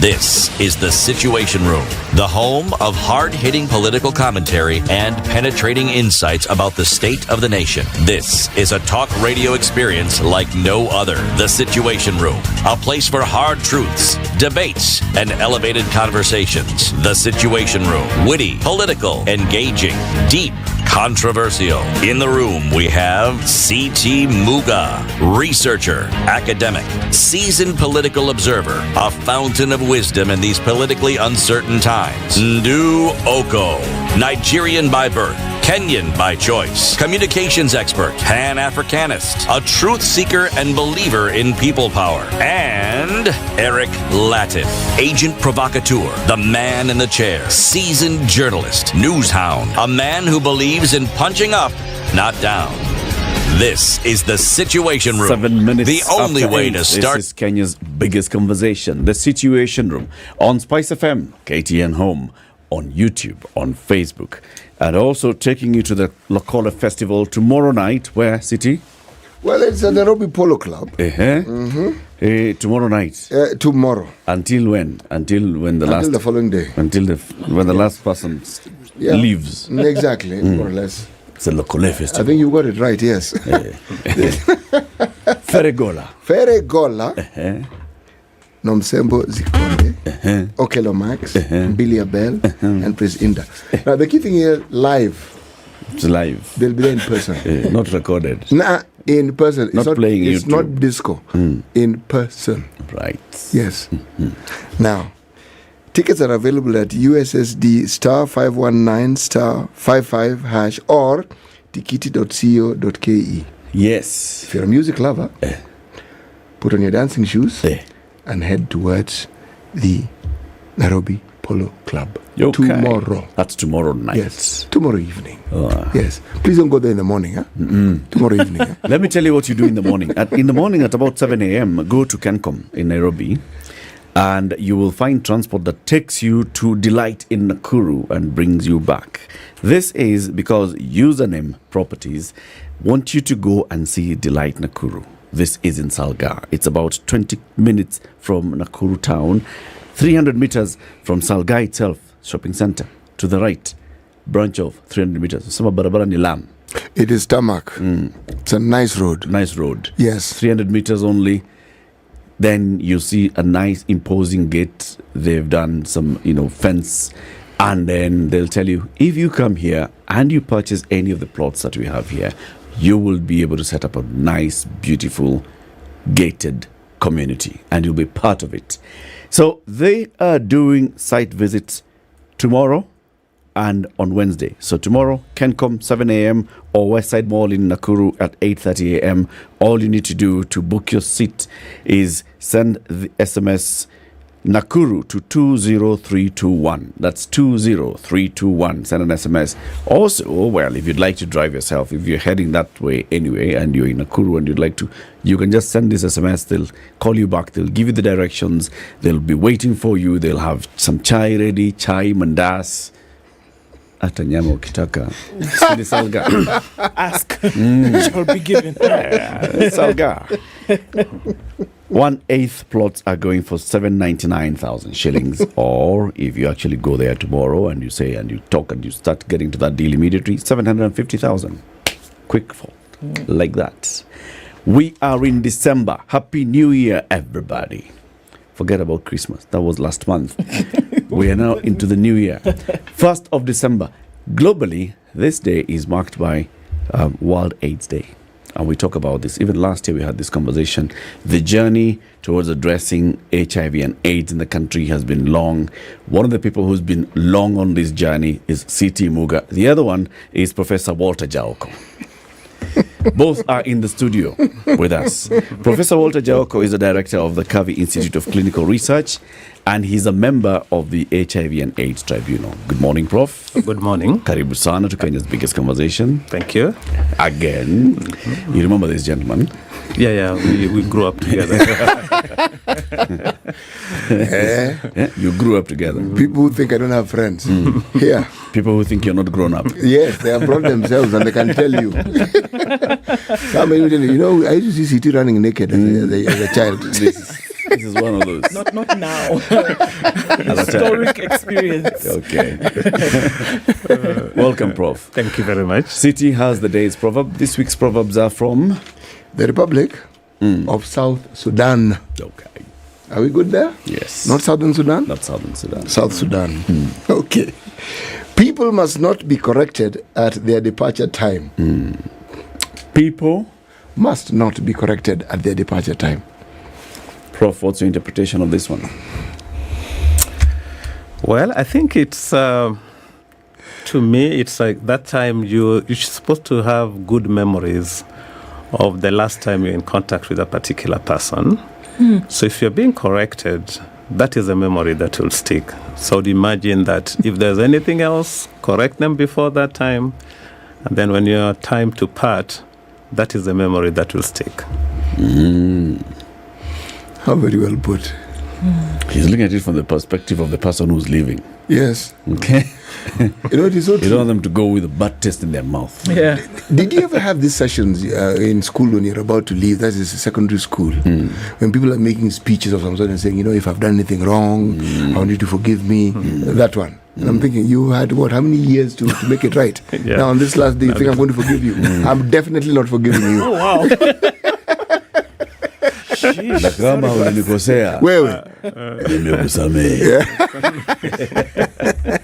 Na yule nilikosea anisamehe. Prof, the HIV and AIDS Tribunal, we'll talk about the Kavi Institute shortly, but the tribunal, just remind everybody who has not heard of it before, what is it? So the tribunal was set up under what you call the HIV and AIDS Prevention and Control Act. Basically, it is to address matters HIV and AIDS. And it focuses on 4 main areas. One is non-disclosure of somebody's status. That if you know somebody's HIV status, that's a private matter. You have no business disclosing it to somebody else. It addresses the issues of privacy and confidentiality. It addresses the issues of consent before HIV testing. It addresses the issues of pre-test counseling and post-test counseling, that I cannot just go to a health facility and they do a HIV test on me without, first of all, pre-test counseling me, and then after the test, doing a post-test counseling.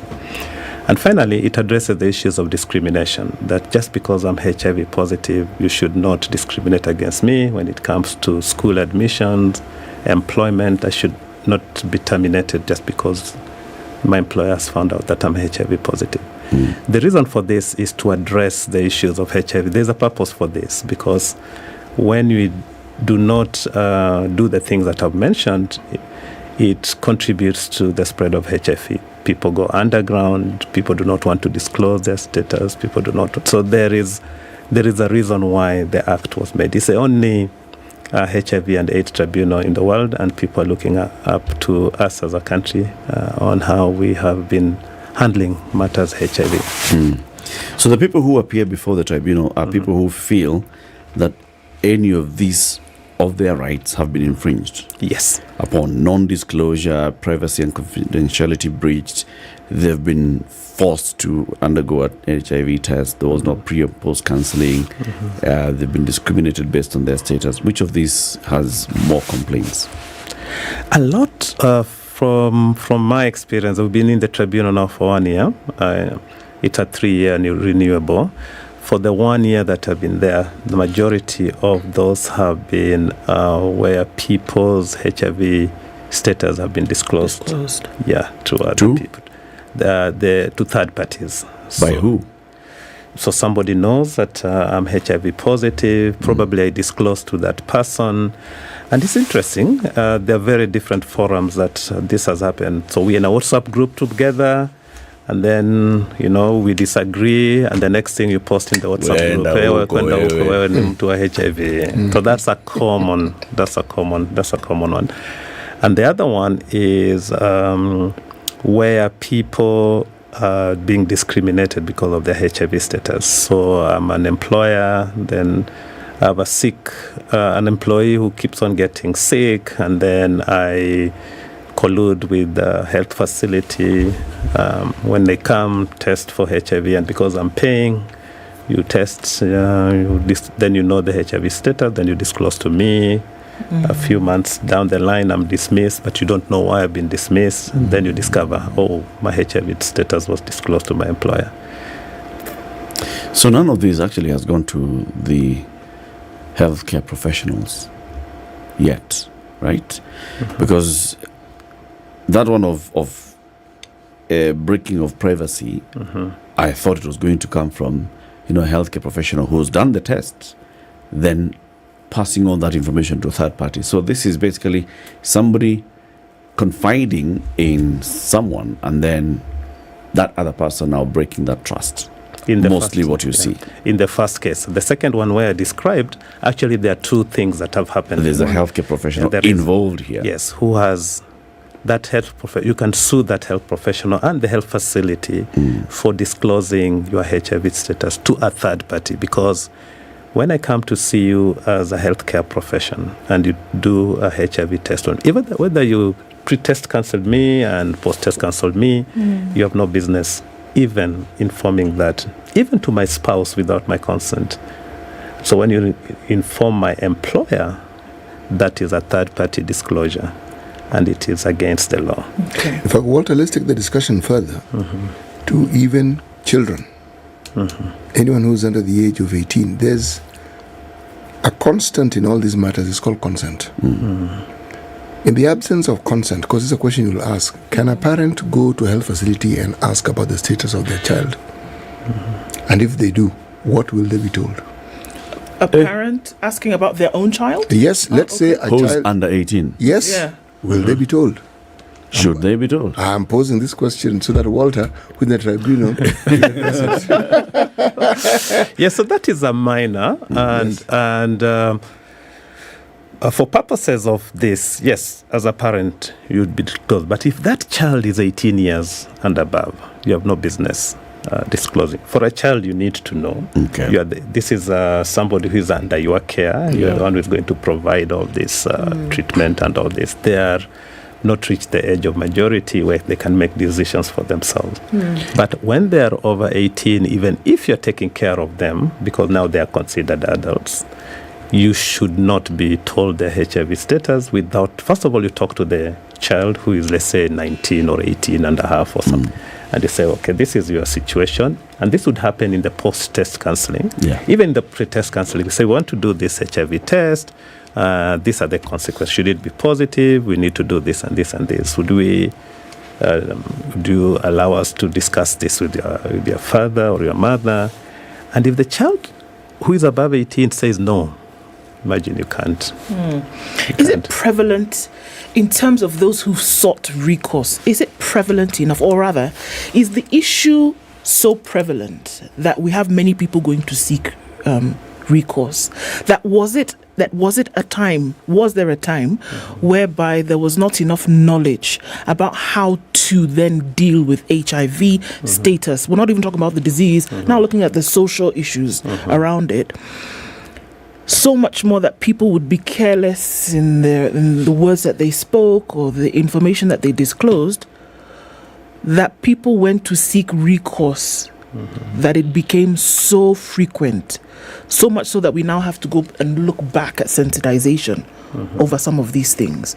And as they sought this recourse, have people then been, what's the word I'm looking for, compensated for any kind of damage to their person or to their character? You're asking an interesting question, because when I joined the HIV and AIDS Tribunal, I thought that we had moved so far that such cases, the cases I see in the tribunal, would not be happening many years after the HIV. As you mentioned, City and I have been involved in this field for many, many, many years. I was surprised. Even schools, headmistresses not wanting to admit a child because of their HIV status. So you're right, you'd expect that by now, having had HIV for this long, the issues of discrimination and stigma would have reduced. Unfortunately, it's still happening. I could not believe it as a healthcare profession to hear cases where a fellow healthcare professional has done HIV test without somebody's consent and disclosed it to the employer. Now, for each of these cases, we have to, because it's a tribunal, it's a court, you have to hear the evidence from both sides. So there's some situations where you find that there is no sufficient evidence. So we do not, just the fact that somebody comes and say this happened, we do not make conclusion, but we listen to the evidence. And you're right, we award, the tribunal has powers to award compensation. We can determine, we can give orders as to, for example, you should not continue doing it because you have done it. You pay a fine, but you are given also restraining orders that you cannot continue disclosing my HIV status. So in short, I would have expected these cases to be very few now, but unfortunately, we keep on getting a lot of filings. Okay. What's your caseload like? So this is the reason. So at the moment, we would deal with about 70 in a year. That's an average one. But part of it is just because of many people still do not know about the HIV and AIDS tribunal. We go to places for sensitization and people hear about it for the first time. So one of the things that we're trying to do is to publicize the tribunal. We go to different parts of the country to just sensitize people on it. Okay. And the cases would be much higher. Okay. There's a question I'm not really sure where it falls, so just looking for some guidance here.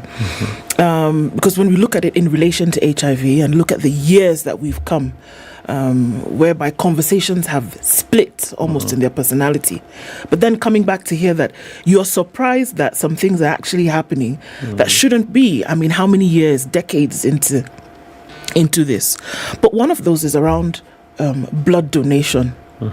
And we know that once you donate blood, there's a mandatory testing that must take place at the point of care in hospitals, right? And these are issues that might come before the tribunal, even when we talk about celebratory on this day. We know that they must test this blood. We also know that it is absolutely mandatory for somebody to speak to you as an individual should they find something. So it becomes very gray area, doesn't it? Whereby I did not ask you for a test. I've come to donate blood. Should you find that there's something in my blood, the duty of care is on you to tell me something that you'd find. So how are such issues being dealt? If they find that this blood has discrepancy, they will get rid of it. But do they have a responsibility to tell you, the individual, that there's something off here? But then where can that fall when I did not ask you to give me that information? Okay, so the law has some exceptions with regard to consent for testing and pre-test counseling, post-test counseling. And one of those is blood donation. But they should be able to get back to you should that happen, that you are HIV positive. Then they should be able to get back to you. And the purpose for that is for standard of care, as we say.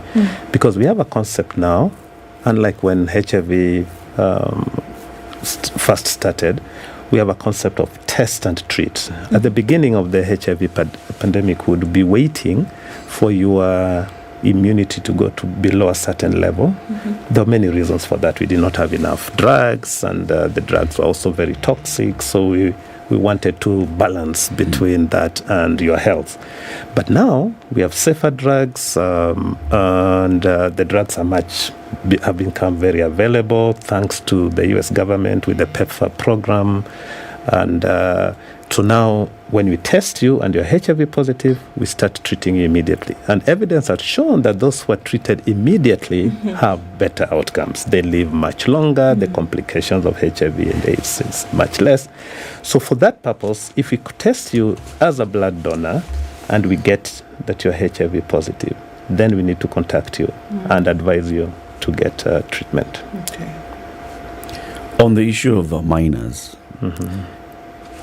take a case where a child is born with HIV, parents die when the child is young, and this child is then being taken care of by a guardian, family member, or something, all right? And the child has to go through school. The child will need to be going, to see their doctor regularly. The child may need some sort of special diet. The child may need some care, and they're in school. So it's important at some point that the guardian will have a conversation with, like, the school head. Yeah. Is that disclosure allowed? Can the child come back after they've become an adult and say, you exposed me? No, that disclosure is allowed. So the disclosure that is allowed is a parent or a guardian. And what the case you're describing is very common. Used to be common, now it's less common because of the treatment that we give. But when many of us have taken care of children whose parents passed on as a result of HIV/AIDS, and you treat them as your child, and the law gives you that responsibility as a parent, as a guardian. This is your child, you're taking care of the child. You need to disclose so that the child gets treatment. The case you've described, the challenge usually is not even more of disclosure to a health facility, but disclosure to the child themselves. And we're seeing cases where kids have grown not knowing that they're HIV positive. The guardians have a challenge of explaining that, and they tell a child, you have a health problem that, you have to take this medicine. So the child grows up knowing that they're taking medicine not for HIV, but another condition. And then they discover later, and that is a lot of strain in the family.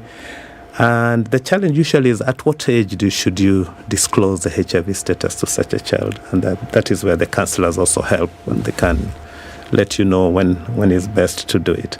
It was always a challenge, and that's why the program that I worked with for the longest time, it was called FACES, the FACES program. They realized that to really get to the bottom of managing, treating, and reducing stigma, the care process has to be for the family, not for the individual. So that's why it was family, AIDS care, and education services, because you didn't only treat, you educated. Someone was HIV positive, the process of counseling, you got them to bring the entire family. So that the entire family knew of the status, whether it was the father or the mother. Children were then tested.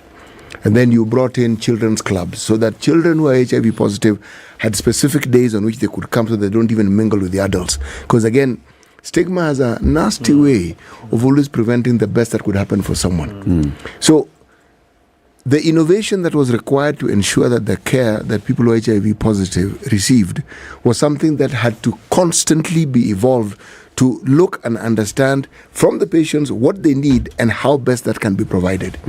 And once the stigma got reduced, you then realize that when you're talking about groups where people can talk about their condition, it became imperative to actually ensure that the community health workers were HIV positive themselves. So when you have somebody who is talking to people, they themselves are patients. So they can tell you, this is what I do and these are my drugs. And it helped reduce stigma significantly. When you find a situation where you're sitting with someone at, say, a funeral and saying, give me a second, I need to take my medication. You know, I am this and this and this. And they're sitting there and they take out their drugs and they take it. You realize that the stigma has gone down significantly. So it was and is a process that it hasn't ended. Because the thing about HIV, it's just not talked about as it used to be, but it hasn't gone anywhere. Yes. It's still there. Yes. It's like we don't talk about COVID, but it's still there. See? And the statistics are showing that actually infection is getting younger and younger. We'll talk about that after this break. It's 8:30. Professor Walter Okoh is our guest this morning, this World AIDS Day. He is a member of the HIV and AIDS Tribunal, alongside being a director of the Kavi Institute of Clinical Research at the University of Nairobi. We are talking about the HIV and AIDS Tribunal. Did you know that it existed? Well, he's here to tell you that it actually does exist. And if you feel that maybe you have been violated and your rights have been violated in matters of disclosure of your status, privacy and confidentiality being broken, being tested without your consent, being tested without getting adequate pre- and post-test counseling, or being discriminated based on status, you need to go to the HIV and AIDS Tribunal, and they will address this particular matter. Let's fly with Emirates as we go into the break. Yes, let's fly into the break with Emirates. And remember that I know we all love a holiday, but with the long flights ahead, you definitely do need to keep entertained. Once you see the endless entertainment on board Emirates, you might wish your flight was just a little bit longer. Imagine this: you get on board, you sit back, you relax, and then you have viewing of up to 5,000 channels. You heard that. It could be the latest blockbuster from Hollywood, or a comedy set, or even live sports. And you can watch it all from the biggest screens in the sky. Or if music is your thing, you can create your own playlist and really start to enjoy your favorite artists or the good old classics. You get so much more when you fly on Emirates Economy, so much more on Emirates. This is the Situation Room, the only way to start your day. If a lion shows you its teeth, it doesn't mean it likes you. It doesn't mean it likes you. It won't start. A liar calls as witness one who is either dead or far away. Say it in Kiswahili. Ben low, nin inte, yenin der, ayu markati kadikta. You know this character called liar. He has disturbed people. So when you tell him, who are your witnesses, he will take you to a place where it is difficult to verify. For someone like me who sweats a lot, I cannot survive there. Sweating is biblical.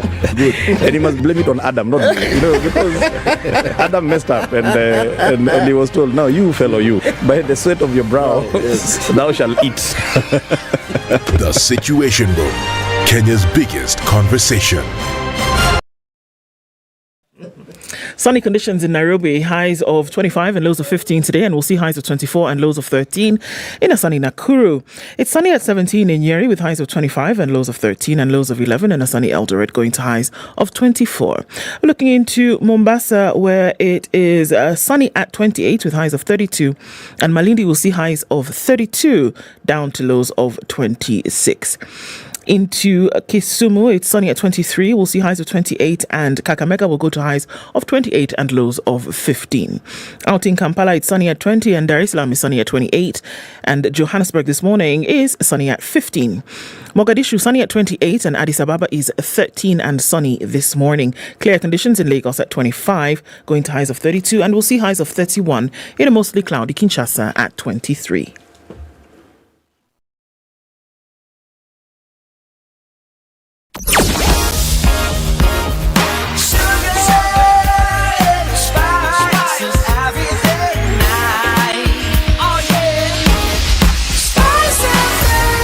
spice up your life. All right, busy in the city this morning. Langata Road is doing the business proper and heavy then coming in from Magadi Road at the junction. And then all the way out to the Nyeri Stadium junction. We'll see some of that go towards Raila Odinga Way. So that's heavy just at the entrance, or rather exit, whichever way you're coming from. It's also busy on Outer Ring, and all this coming in from the Eastern Bypass. That traffic that was coming in from Cabanas towards North Airport Road has diminished, and everybody now has piled onto Outer Ring. Slow movement inbound. Outbound also quite busy. The Eastern Bypass, all of that traffic converges at the Embakasi Junction. So watching out for that. Jogo Road is busy. It's touching on Landis, and also coming off a Thika Superhighway. Traffic is heavy then coming into the Pangani underpass. It's not so bad on Kiambu Road, but let's watch out. It can ebb and flow on a Friday, as well as Limuru Road is going to be busy. United Nations Avenue with all the buzz of construction and things happening on Friday. Help us out. Let us know what's going on, where you are, and we'll talk on SpiceFM KE on X. Are you ready? Okay. Spice FM. Mature, intelligent talk every morning. Spice up yourself.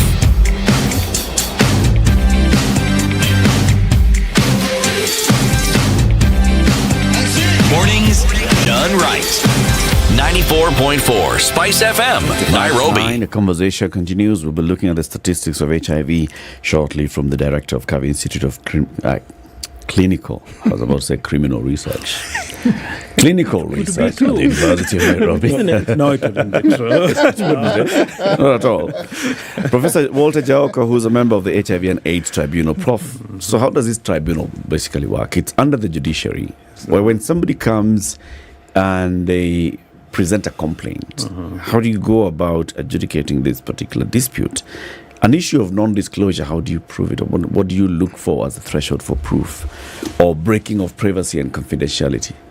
Or that, you tested me, but you did not give me pre-counseling or post-counseling. What's the threshold here for you to actually verify that the claim carries weight? Yes, so first of all, when somebody feels aggrieved and they contact the tribunal, we have what you call pro bono lawyers. They are lawyers who volunteer. They're really our heroes. They're people who are willing to hear the case that somebody has and take the evidence and see whether it is sufficient evidence for us to bring to the tribunal. So they get assistance. So they write what we call a statement of claim with the assistance of a lawyer. To go to listen to the story and produce the evidence, because it's a court. The tribunal is a court, so we need the balance of proof. What one person says, they produce the evidence. So, for example, the first case that I've mentioned to you of disclosure, where somebody knows my HIV status, we disagree, and they post it. They broadcast it. Group. Yep. So the person comes with evidence showing a post on the WhatsApp group page from the number that this person is using the phone. The lawyer even checks and finds that Safaricom has registered you. It is actually CT. So that's evidence that this is what you did.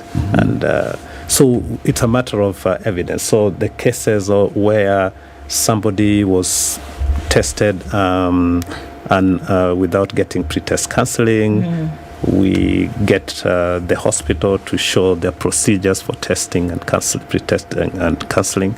And if they have recorded the pre-test counseling, and then they also record the post-test counseling. So there is always evidence, and we listen to both sides and then make a determination. Within how long should you determine a case?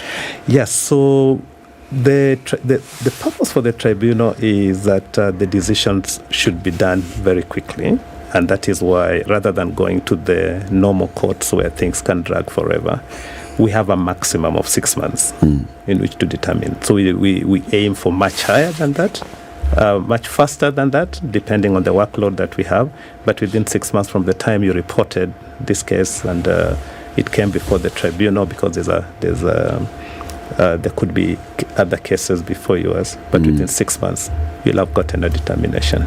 Usually, what is driving a complainant to come to the tribunal? In the case of maybe discrimination based on status, they may be seeking to be reinstated to their workplace and all, and that's clear. Yeah. But in these others, what would they consider justice when they're coming? Yeah, so it's interesting. Sometimes we don't see it as much as the people who are HIV positive and their status have been disclosed.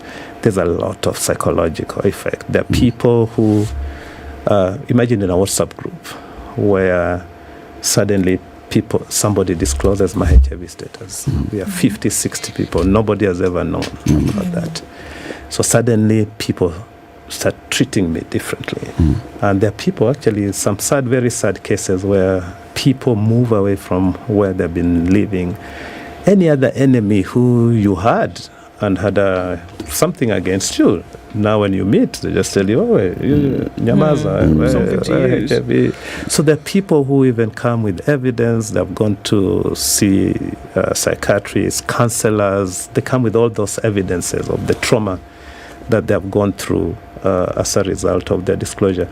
We have a case where even the kids who you've never disclosed to your kids, your adult children, your HIV status, then they get to know through third parties now. And, Dad, is this really true? What happened? Now you have to, those kind of strained relationship. How come you never told us all this? So they bring evidence of what has happened to them.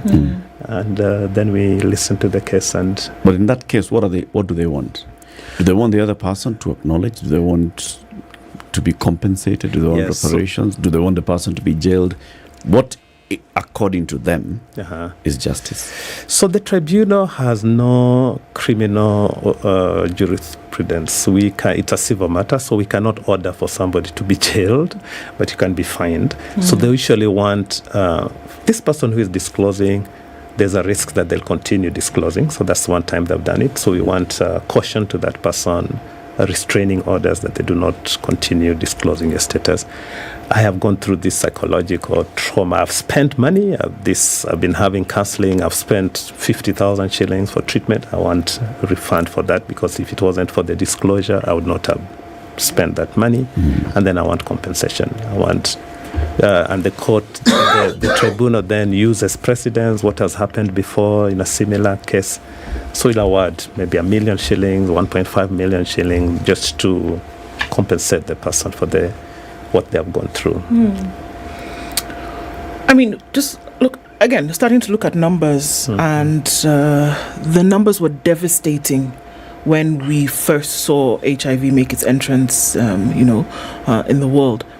And now when you look at what the tribunal handles, and what kinds of cases then are we looking at? I mean, now we talked about, yes, there would be somebody using information, but what kind of cases, and do these cases in terms of their adjudication then serve as deterrent for them to stop happening, or do we see that it is recurrent because of other things that would happen whereby it would set an example, or it would set precedent that because we saw a ruling in this matter, we saw then the decline of certain behavior, and then you wouldn't see such cases come.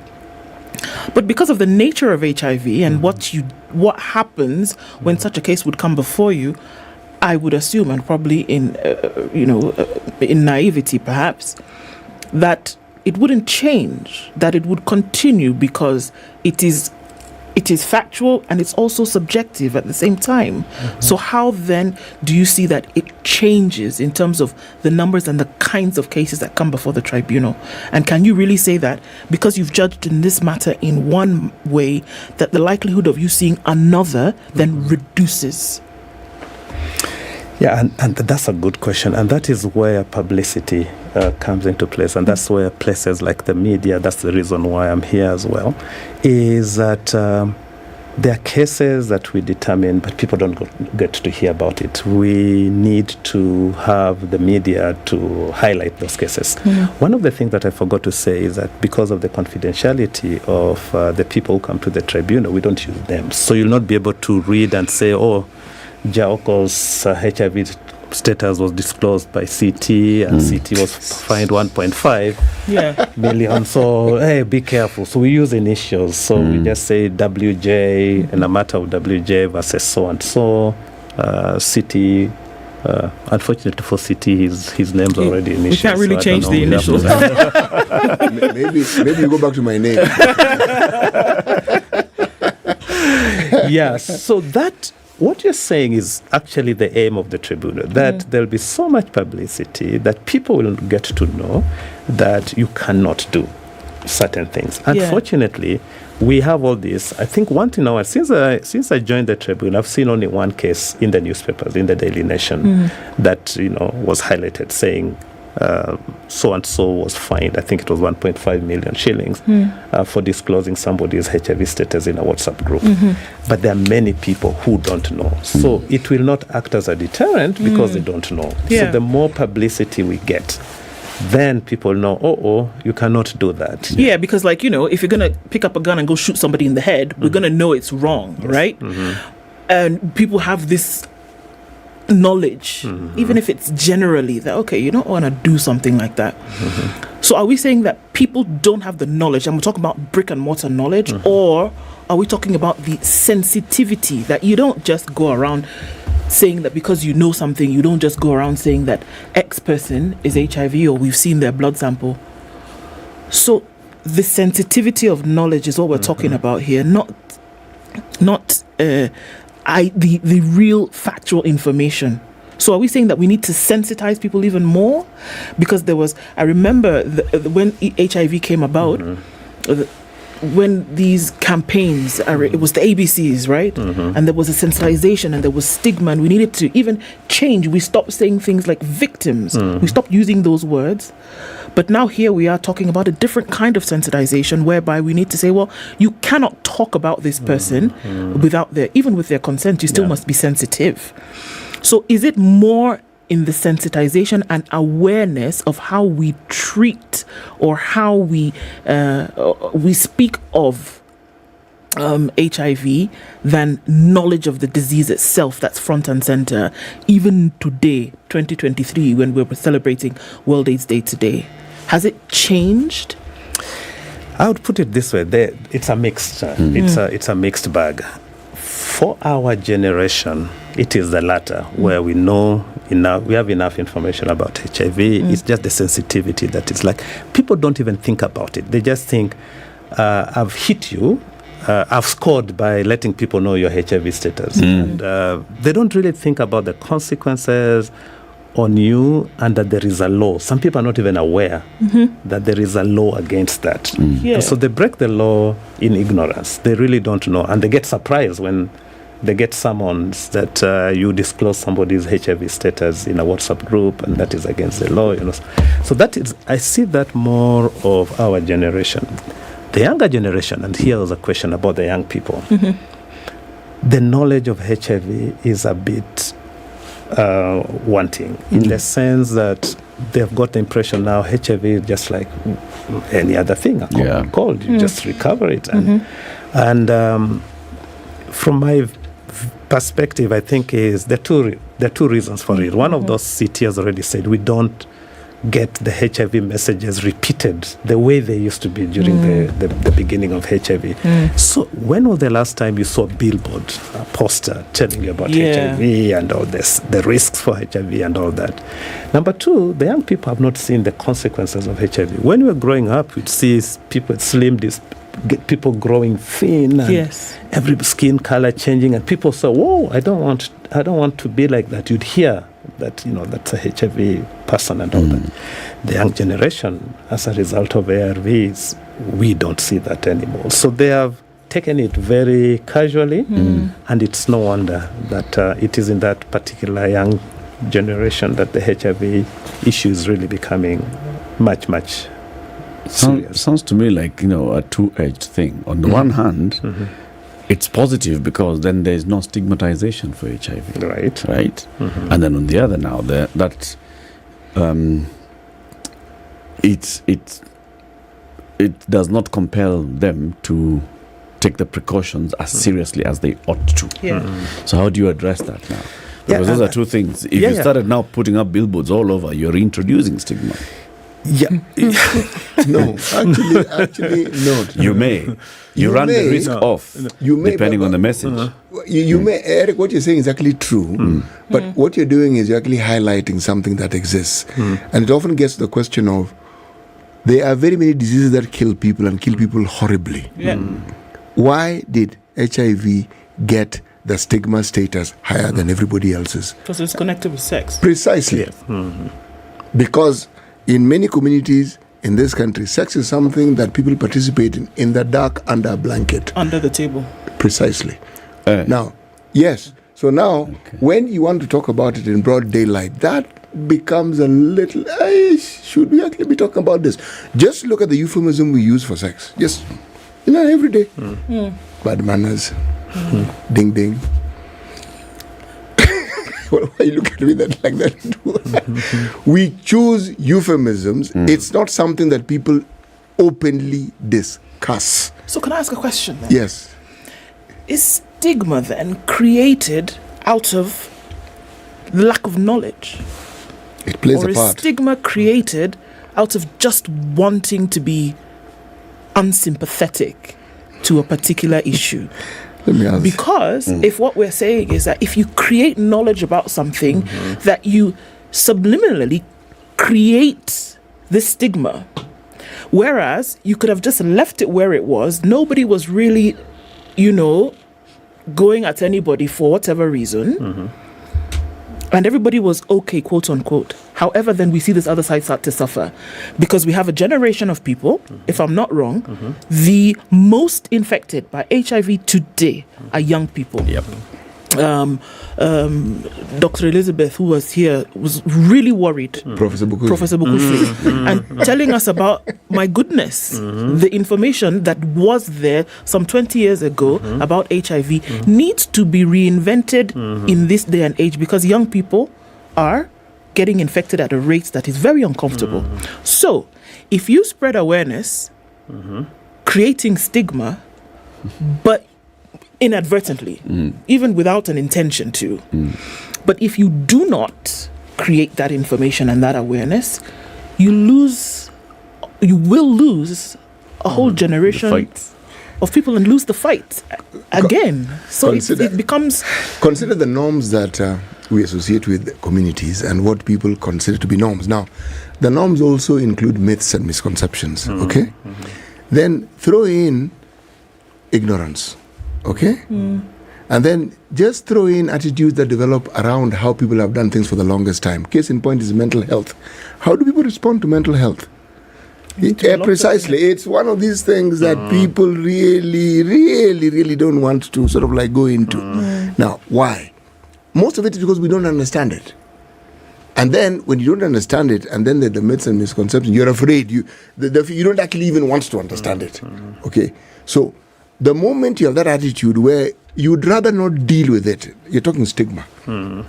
Because if there was no stigma, you deal with it. Right. So you don't deal with it. You're stigmatizing it. Because of stigma. Yes. So you get the right messages. So what you're saying is we are not asking for billboards showing people who have lost weight and saying and telling you if you're not careful, you're going to, there is a song at the height of pandemic. HIV, the Longoma one, you just say kata pumzi, anatuacha, vuta pumzi, because they say, you can see somebody who is doing well, but be careful, anatuacha. No, that is a very wrong message. But it was at that height where we're saying, you're warning people that, you see somebody flashy with money, be careful, having sex with such a person. You don't know he'll be leaving us because of that. Now we don't want those kind of messages for now. We want people to have information, and even in the messages that you'll be passing, there's also something about not discriminating against people who are HIV, but encouraging people to go and know their status. Because actually, if you look at the WHO UNAIDS 95, where 95% of the people should know their HIV status, 95% of the people should be put on treatment, and 95% of the people should have viral load suppression as a way of removing HIV as a public health problem by 2030. it depends. It encourages people to know their HIV status, and it removes the idea of stigma, because anybody can just tell you, yeah, I've tested, like what City was saying. Even if you said, yeah, I'm HIV positive, but I'm on medicine, and people look at me and say, oh, okay, it is not that bad. So it's a tricky one. Yes, but it's also, a tricky one. Prof, there's a generational difference. This young generation of today, they're very open in conversations about sex. Yeah. Unlike the older generations, you guys and us guys, the sex, even among peers, was not a very direct conversation. The younger generation, more open, even on mental health. Yes. So you find that people will even talk about, going to see a counselor, I'm seeing someone, I am in therapy. The young people will openly talk about that, and they're more aware about mental health. They are not quick to judge somebody saying, you do not know about them. So there's a greater awareness. And then there's ease of communication. Maybe that already is an inroad into talking to them about sex and the other effects of sex. Because like Ndu will remind us all the time, having worked with young people, what they fear most is pregnancy. The greater fear is, sex. They know sex, pregnancy, and then what does that do to my life? HIV is and STIs are secondary to that. Yeah. So how then do we amplify the HIV message? That's true. And actually that's why we have the International World AIDS Day, just to look back as to how much we have progressed from the time HIV came into the world. We also remember people we have lost, people have relatives, friends, family who passed on, and then ask ourselves the question, what can we do to prevent this continuing to be a problem? And those discussions are important. Should young people lead these conversations? Yeah, we actually have opportunities. There are a lot of cities talked about. We have a lot of groups of young people all over the country, actually, where these conversations are taking place. Young people also would want to see a champion, a young person who is open about this. In our generation, we had people who came out very strongly identified with, say they were HIV positive. We started appreciating the fact that this, then just normal people like us. So the young people, if we get some champions, they might be HIV positive or not even HIV positive, but they go out to publicize the messages. The generation gap is quite difficult to jump. If a young person is involved in these messages, it's much easier than to be listened to rather than us. Ancient creatures like ourselves. Yeah. It's like you don't understand the world. You're on your way out. How does one get to contact the HIV and AIDS Tribunal? Okay, so we have the tribunals is headquartered at Reinsurance Plaza, 9th floor. 12th floor of Reinsurance Plaza, but we have a presence at county level in many of the counties. But we also have, if you go to any court all over the country, you'll be able to get information on if you want to file a case about something about HIV to the tribunal, you'll get assistance in any of the courts. Online? So our online, there is an email. Unfortunately, I don't know it offhand. There's an email that people can use to contact the tribunal. All our hearings are done online to make it convenient. I think COVID brought something very nice. In the past, they used to go all over the country sitting, or people would have to travel from all over the country to come to Nairobi. But now our cases are online. So all your hearings are now online? They're online, yeah. Okay, somebody does not have to. Yeah, they don't have to. What we try to make for face-to-face is cases where they're minors, where they're children. Then we do a face-to-face. How much to file a case? Free. That is one of the things that the government has done. Any other case you file in court, you pay. But for the HIV tribunal, you don't pay. One, you don't pay. You get free lawyer, pro bono lawyer. So they've tried to really make it easy. It's a human rights approach to the HIV, addressing the HIV issues, so that everybody gets justice, and justice can be expensive. So the government has made it free for this matter. And you're guaranteed to get a conclusion of your matter within 6 months? Within 6 months. Okay. Thank you very much, Prof, for joining us. Thank you. And as you commemorate World AIDS Day, from all the work that you've done, also we celebrate you as we celebrate CT here all the time for all the work that you've done in this particular field. Thank you. Researching and working in communities and spreading awareness on HIV. Professor Walter Jaoko, OGW. No, you need to be. I don't have any of those. Chief of the Order of the Burning Spear. As our guest this morning, HIV and AIDS Tribunal member and director of the Kavi Institute of Clinical Research at the University of Nairobi. Keep it here. In the next hour, we talk about this UHC. There's a new NHIF thing called Authority. The chairman is our guest. 9 a.m. Spice up your life.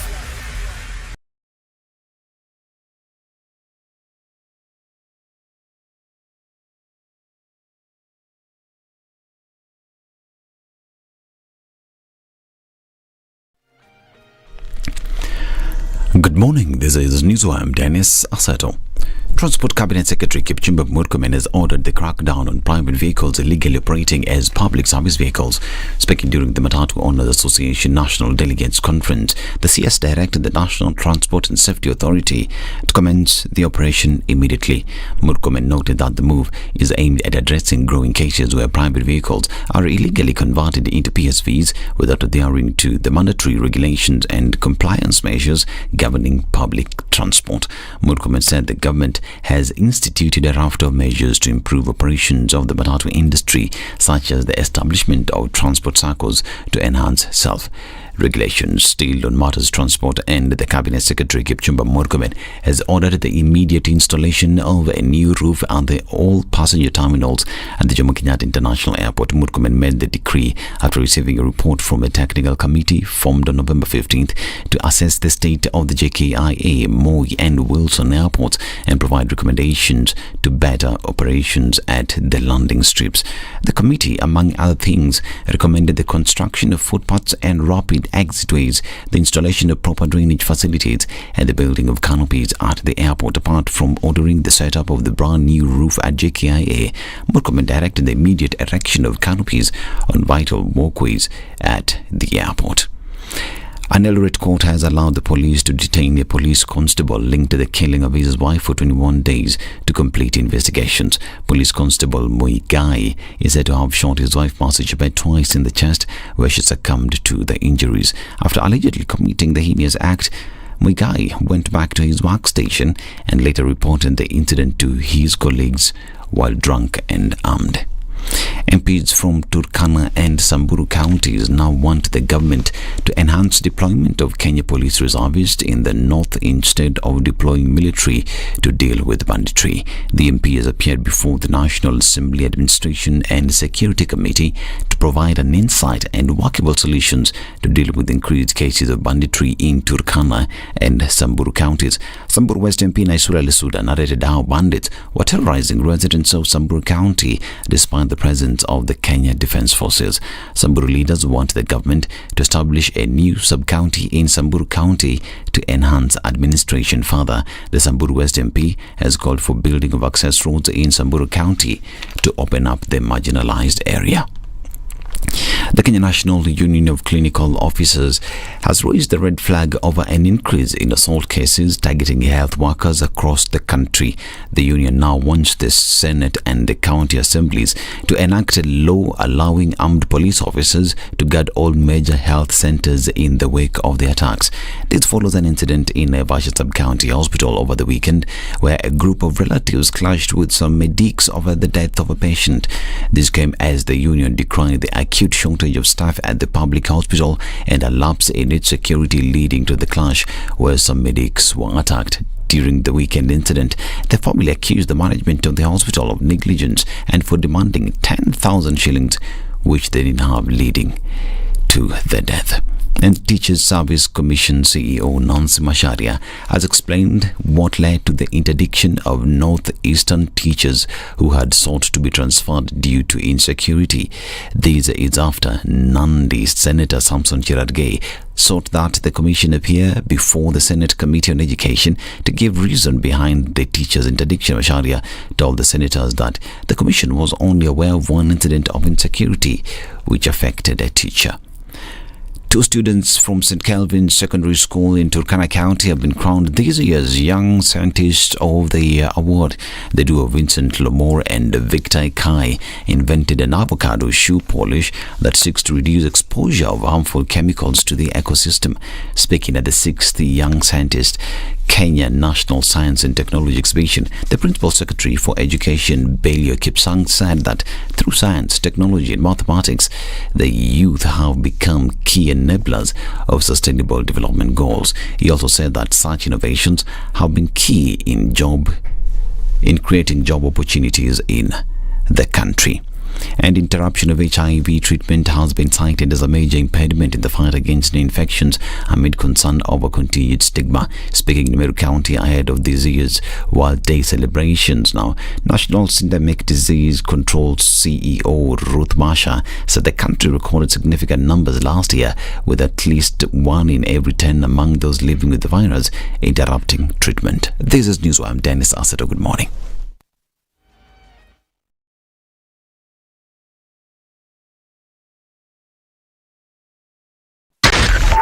.4 Spice FM, Nairobi. All right, a few minutes after 9 o'clock. Traffic still busy here and there, mostly right around the Langata Road, which a bit messy as you get towards that Raila Odinga junction. Some of the traffic will go in that area, but for the most part, I think we're looking a little bit better when we're coming into the CBD. All right, we also saw some traffic that was pretty heavy on Kiambu Road. Coming and going, inbound traffic still a thing, a couple of lanes that we're dealing with there. And also then at coming into Ngara as you head into the CBD, that also is busy. Outer Ring, the junction on the Thika Superhighway is also busy. Kangunda Road has not done too bad. But then Outer Ring, in and outbound traffic, just at that Mbakasi junction is a mess. If you're heading in that direction, coming in from Cabanas, you're all right. But you might be stuck in that in and outbound traffic, so we want to watch out for that. Okay, let's check back in about half hour and see how it opens up. We'll talk on SpiceFM KE on X.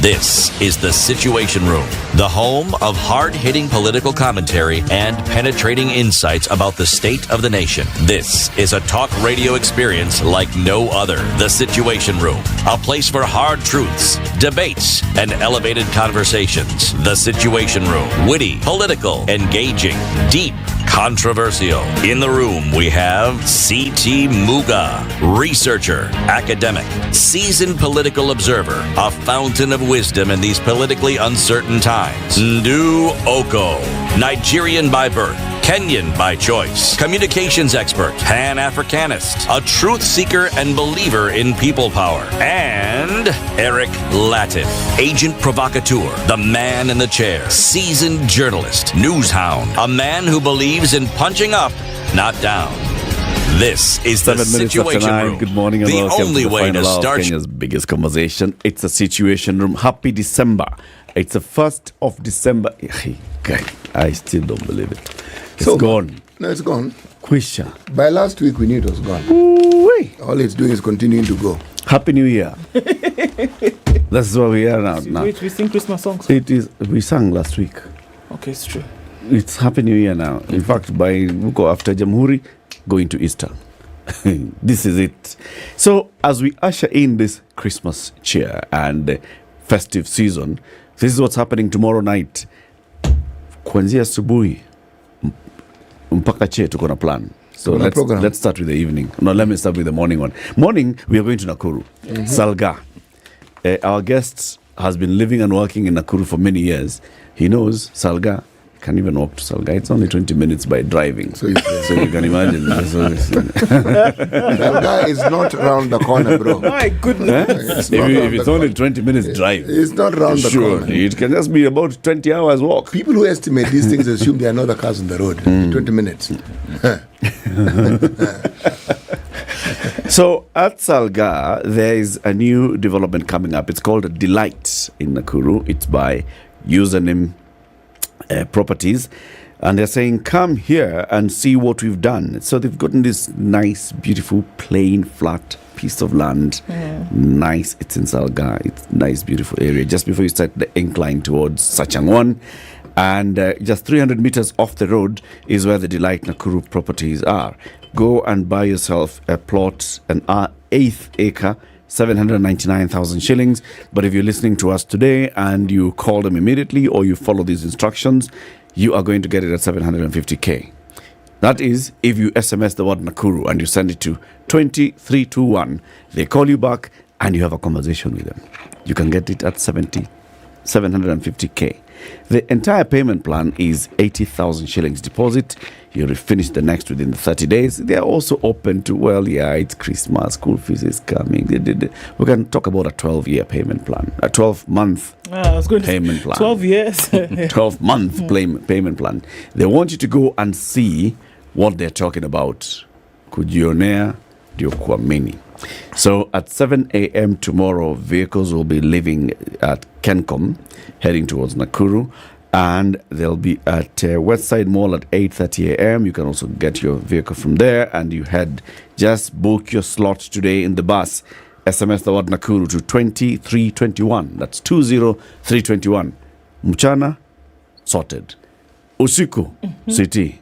Ukishanunua shamba. Kuja Nairobi. Na umeenda Salga. Piga sherehe. Rudi Nairobi tafadhali. Kuna mali inaitwa Nairobi Polo Club. Sasa jioni hapo Nairobi Polo Club kuna sherehe. Hiyo sherehe inaitwa Local Festival. Very good. Okay, in conjunction with Radio Maisha. Radio Maisha ni Radio Maisha wapi? Standard Group. Now, featuring at Nairobi Polo Club tomorrow evening, 2nd of December, we have a gentleman by the name of Fere Gola. Okay? A musician extraordinaire. Then we have Bilia Bell. Yes. The song that we all refer to as Nairobi, and yet that is not the title of the song. Mombasa. Nakuru. Kisumu. Yes. Harambe. Nyayo. Those are at least. Yes. Nomsebo Sikonde. Jerusalemu. Max Okello. Prince Inda. Now, all these artists are going to be there. What? Live. Live. Meaning you likely see them. See this flesh. You utaona. Now, tickets are available at USSD *519 *55# or tikiti.co.ke. Let me repeat. USSD *519 *55# or tikiti.co.ke. 2nd December, not 22nd December, 2nd December. Tomorrow. Yes. Very good. So buy your ticket today. Dr. Timothy Olwenyi is not a stranger to this show. He's been here before. We've talked about health, universal health coverage, and all that is needed. Now he's been given the job to actualize what he's been talking about here from the other side. Umeongea sana. Kuja. He is the new chairman of the Social Health Authority. He's our guest. Good morning, Daktari. Thank you and welcome. Good morning, viewers. Welcome to the other side. Welcome to the authority. Yes, you are welcome. Yeah, this is good. I'm welcoming you instead. No, this is very good. It's very good. Like, this is good. It's like people who announce themselves. Yes. Yeah. City. Patia Daktari proverb. What you did him, Patia, thank you very much. Proverb. Okay. Our proverbs for the whole of this week are from the Republic of South Sudan. Okay. People must not be corrected at their departure time. People must not be corrected at their departure times. Yes. Daktari, what's your interpretation of this one? At that point, it's done. I mean, there's not much to say. In fact, it's the equivalent of having those WhatsApp groups when somebody passes away and they're no longer on the group and everybody's posting all these messages to that person and so on. So I think it's in terms of giving advice at the right time. It's all about timing. At that point, in fact, in African culture, I think more we have that thing of we don't necessarily talk ill or necessarily advise the dead. At that point, you just say, say good things and say goodbye. Rest well. Rest in peace. Kwaheri tutaonana. Daktari, the Social Health Authority. Now, of course, we know on what celebration are those in Kericho? Mashujaa. Mashujaa, it was Mashujaa. Yes. On Mashujaa Day, 20th, yes. The president unveiled the UHC and said, from this point on, this country, we're going full UHC. And this was, of course, preceded by the passage of several laws in Parliament, and he assented to those. And one of those laws created the Social Health Authority. Yes. What is it? Well, the Social Health Authority is a new body that is supposed to be the one that runs three primary funds, three funds that are supposed to take care of healthcare in terms of financing this country. We have got the Social Health Insurance Fund, which is almost equivalent to what we have as the National Health Insurance Fund now. But there are two additional funds as well. There's a primary healthcare fund, and there's an emergency chronic and critical illness fund as well that was created.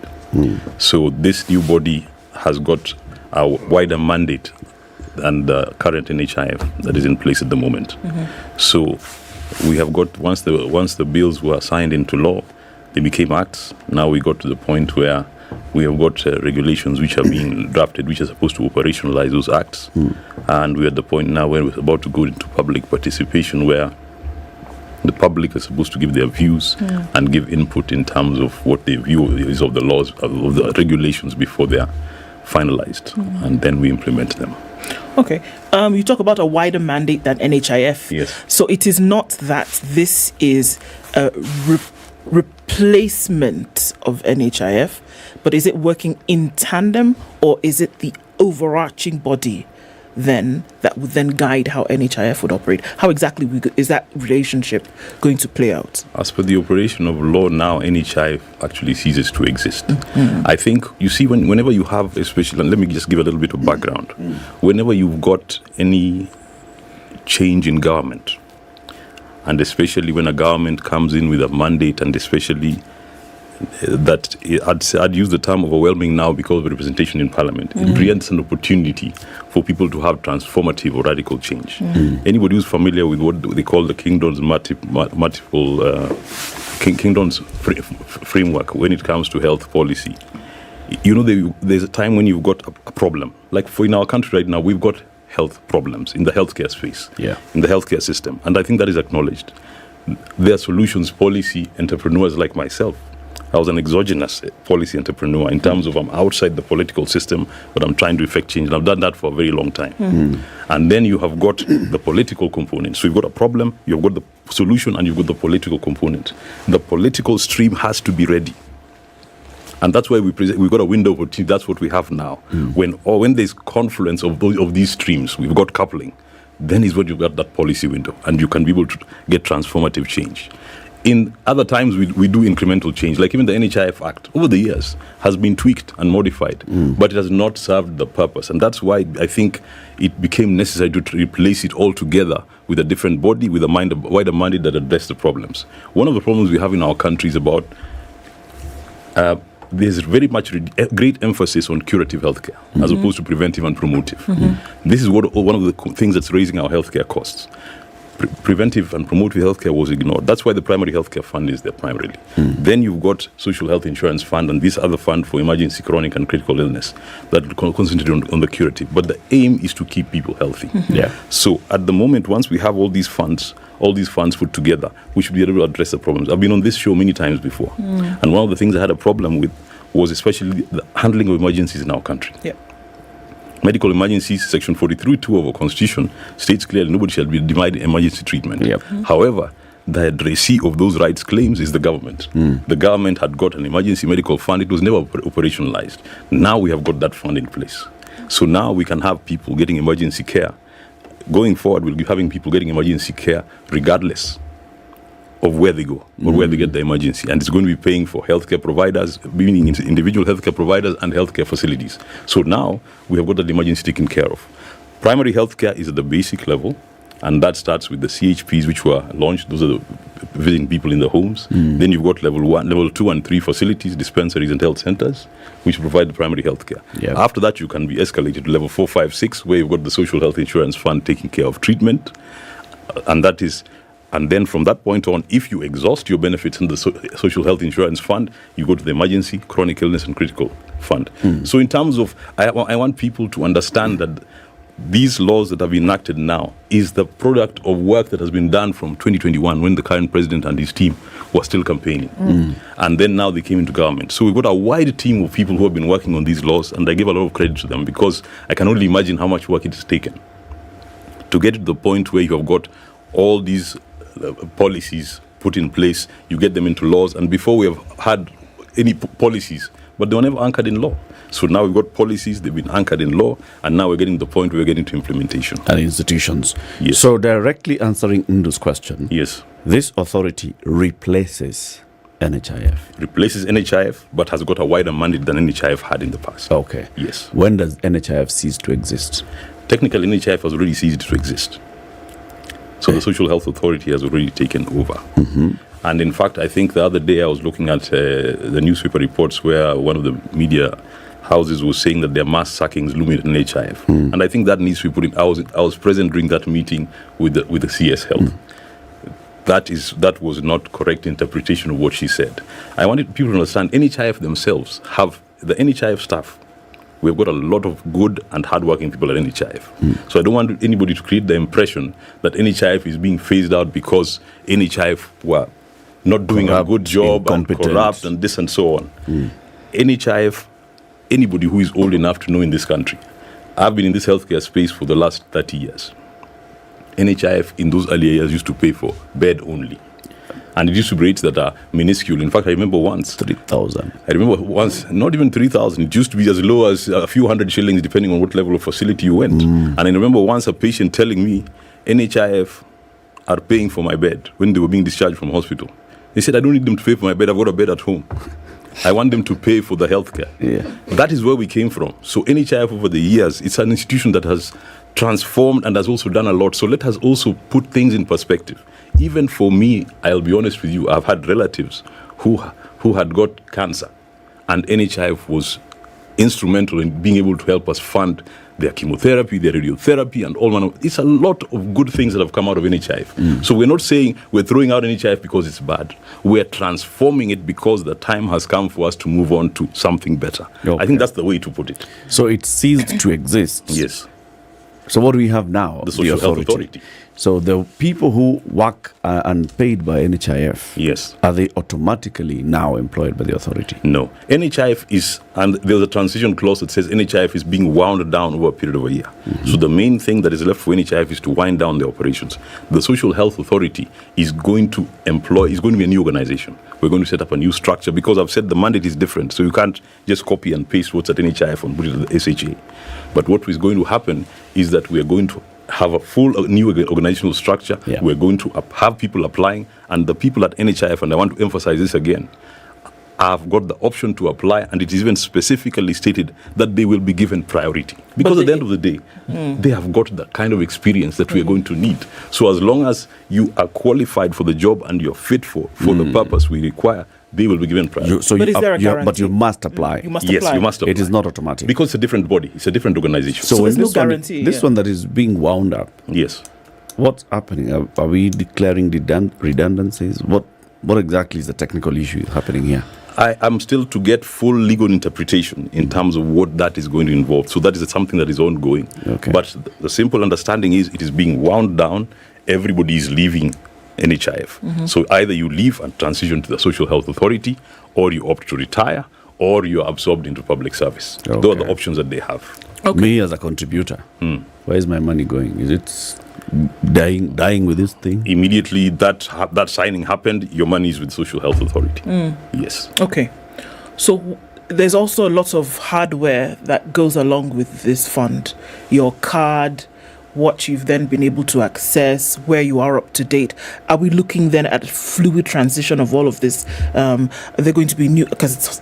Are there going to be new cards issued? Do you continue using the old one? Will there be a break in transmission? I think these are the questions that a lot of folks are asking right now. Public participation is what you had mentioned will be happening now, and then when it has then been fully established, will there be a break? Will there be a time where you will not be able to access 1, 2, 3, or are we just looking at fluidity in terms of motion? Between the two boards of the SHA and for NHIF, we're working on ensuring that we have got a seamless transition so that service is not interrupted. That is our priority.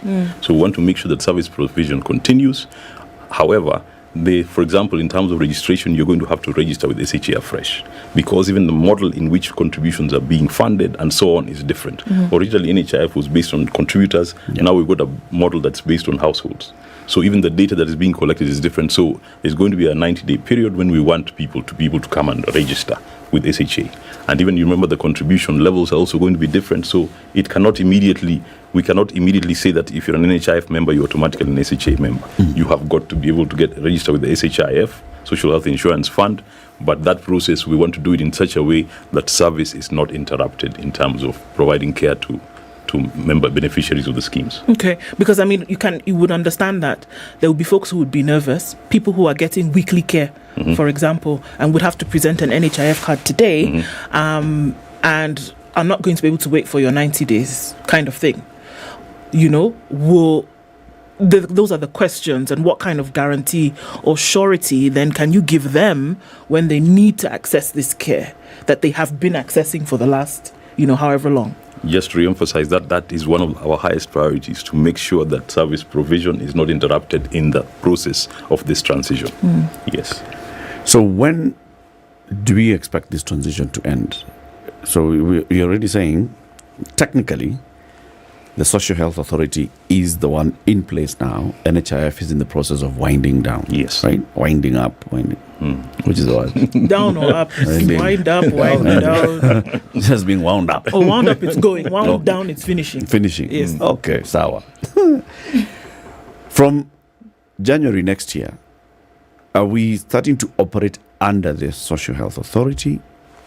Under Social Health Authority, we have the 3 funds. Or are we still operating under the one NHI fund until this NHI thing goes? We're operating under the Social Health Authority.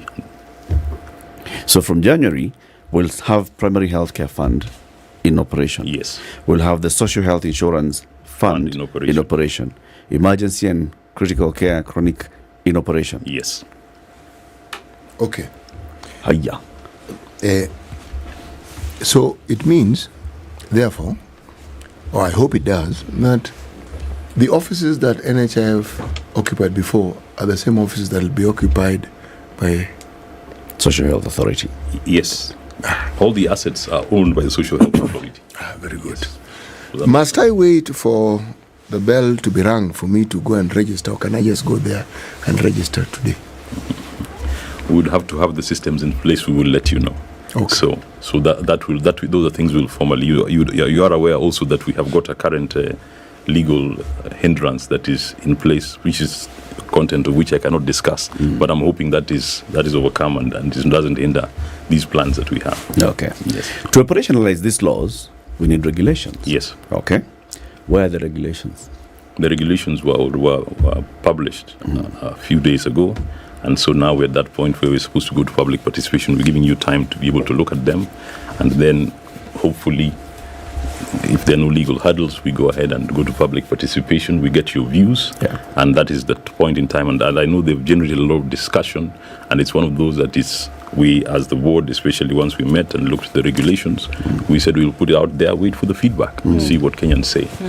So among the sticky issues in the regulations, of course, is the contribution. Yes. And this is where now we are moving into the 2.75% yes. Contribution. Yes. Moving away from the other one. Yes.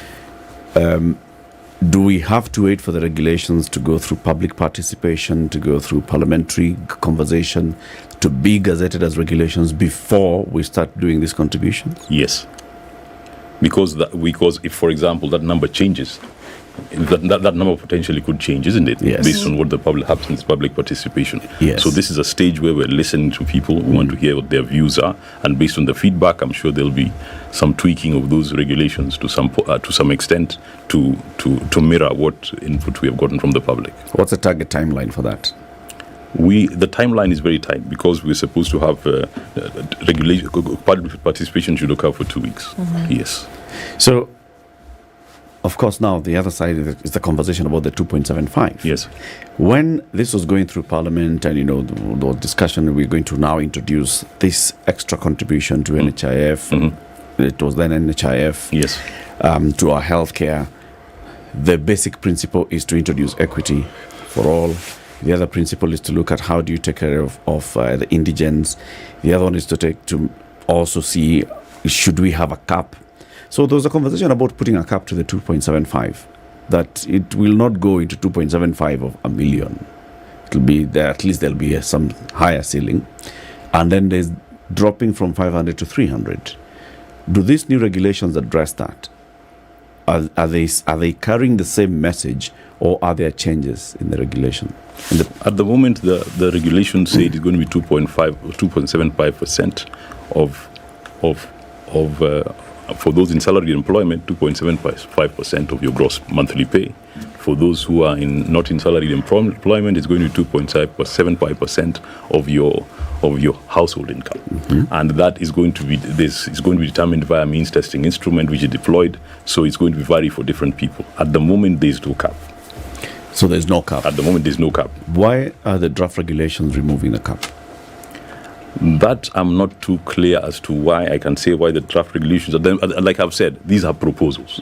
So at the end of the day, we're waiting to hear feedback. But you must remember, in terms of just being able to make it equitable in certain ways, the principles of social health insurance. Those who are young pay for those who are old. Those who are able pay for this. So those who are young pay for those. That's how it works. But so at the end of the day, it's a discussion that we're going to listen to the feedback that comes. If, for example, nobody complains and says that we don't have a problem with the cap, we'll leave the cap out. Because at the end of the day, what we want to be able to get is sufficient resources to run. You must remember, this is a very ambitious health proposal here. So we have got various targets which we want in terms of being able to raise to be able to actualize these proposals. So at the end of the day, there are targets, and we run into, for example, out of pocket expenditure was assessed to be to the tune of our total health expenditure in the country, about 550 billion annually. Out of pocket expenditure was about 150 billion shillings. That is not acceptable. Because these are the reasons why I'm saying we want to have these discussions coming from the knowledge that we're not necessarily in a good place. Something needs to change. So it's not that people are just changing things for the sake of changing them. We're changing them to make them better. But of course, there are going to be sometimes I keep saying with insurance, I know that a lot of the skepticism here is insurance is about delivering on a promise. Yes. It's about saying that you have contributed the X amount of money to this fund, and the day when you need me, I'll be there for you. It's very difficult to reassure somebody when you've not been there for them because you're new, isn't it?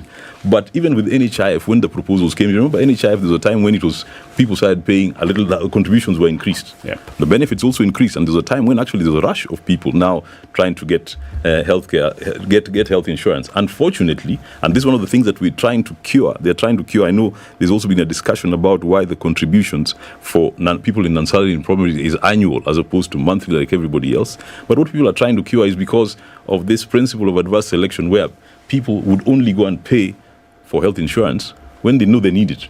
Yes. All right? And then the moment they get the service, they stop. So that is not sustainable, because that level of erratic contribution is not money that you can plan on.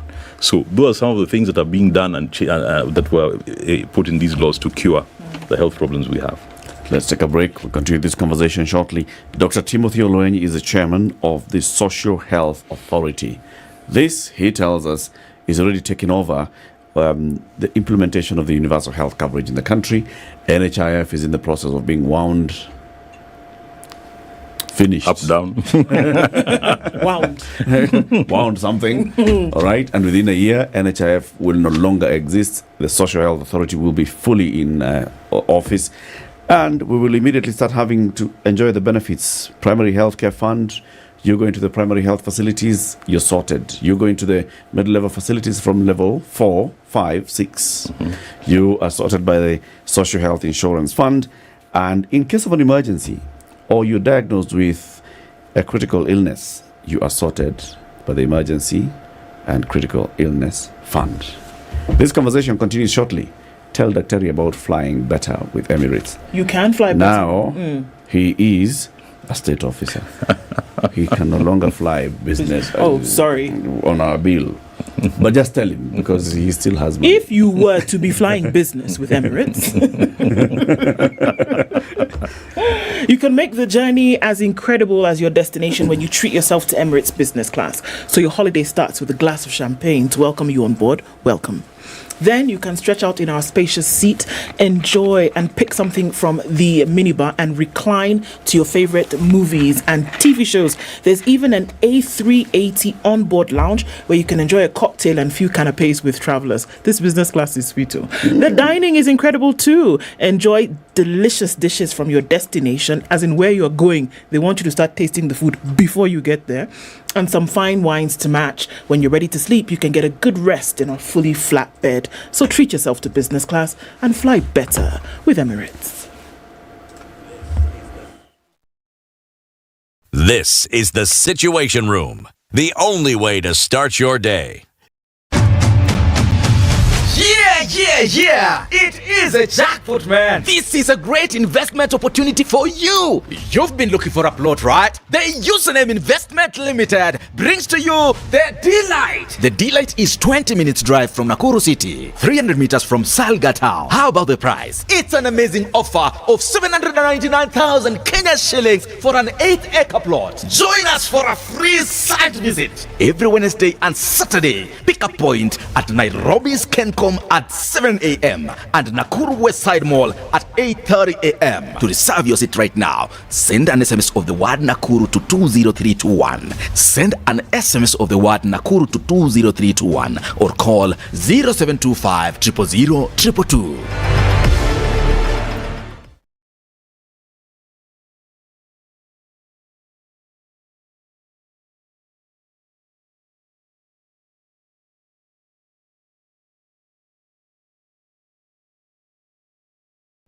All right, I think we're looking at the last of it for this morning. Coming off the Thika Superhighway, just a little bit at that Pangani underpass, and it's done on Kiambu Road, more or less. We're dealing with the dregs of traffic. On Jogo Road, it still continues a little bit as you get towards Landis. I think this is normal morning traffic now, as well as on Gong Road coming into the CBD. So as you're coming out of Langata Road, then towards the Nyayo Stadium, I think you're all right there. That seems to have fizzled out, fizzled up. Fizzled down. Which one? Fizzled. Okay. So we're also looking at a little bit of traffic still on Kangunda Road, touching on Outer Ring. We will talk through the day. Let us know what's going on with traffic. SpiceFM, KE on X.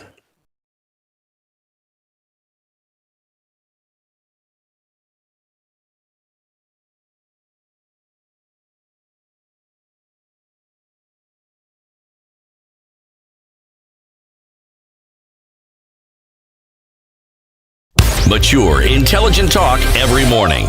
Spice up yourself.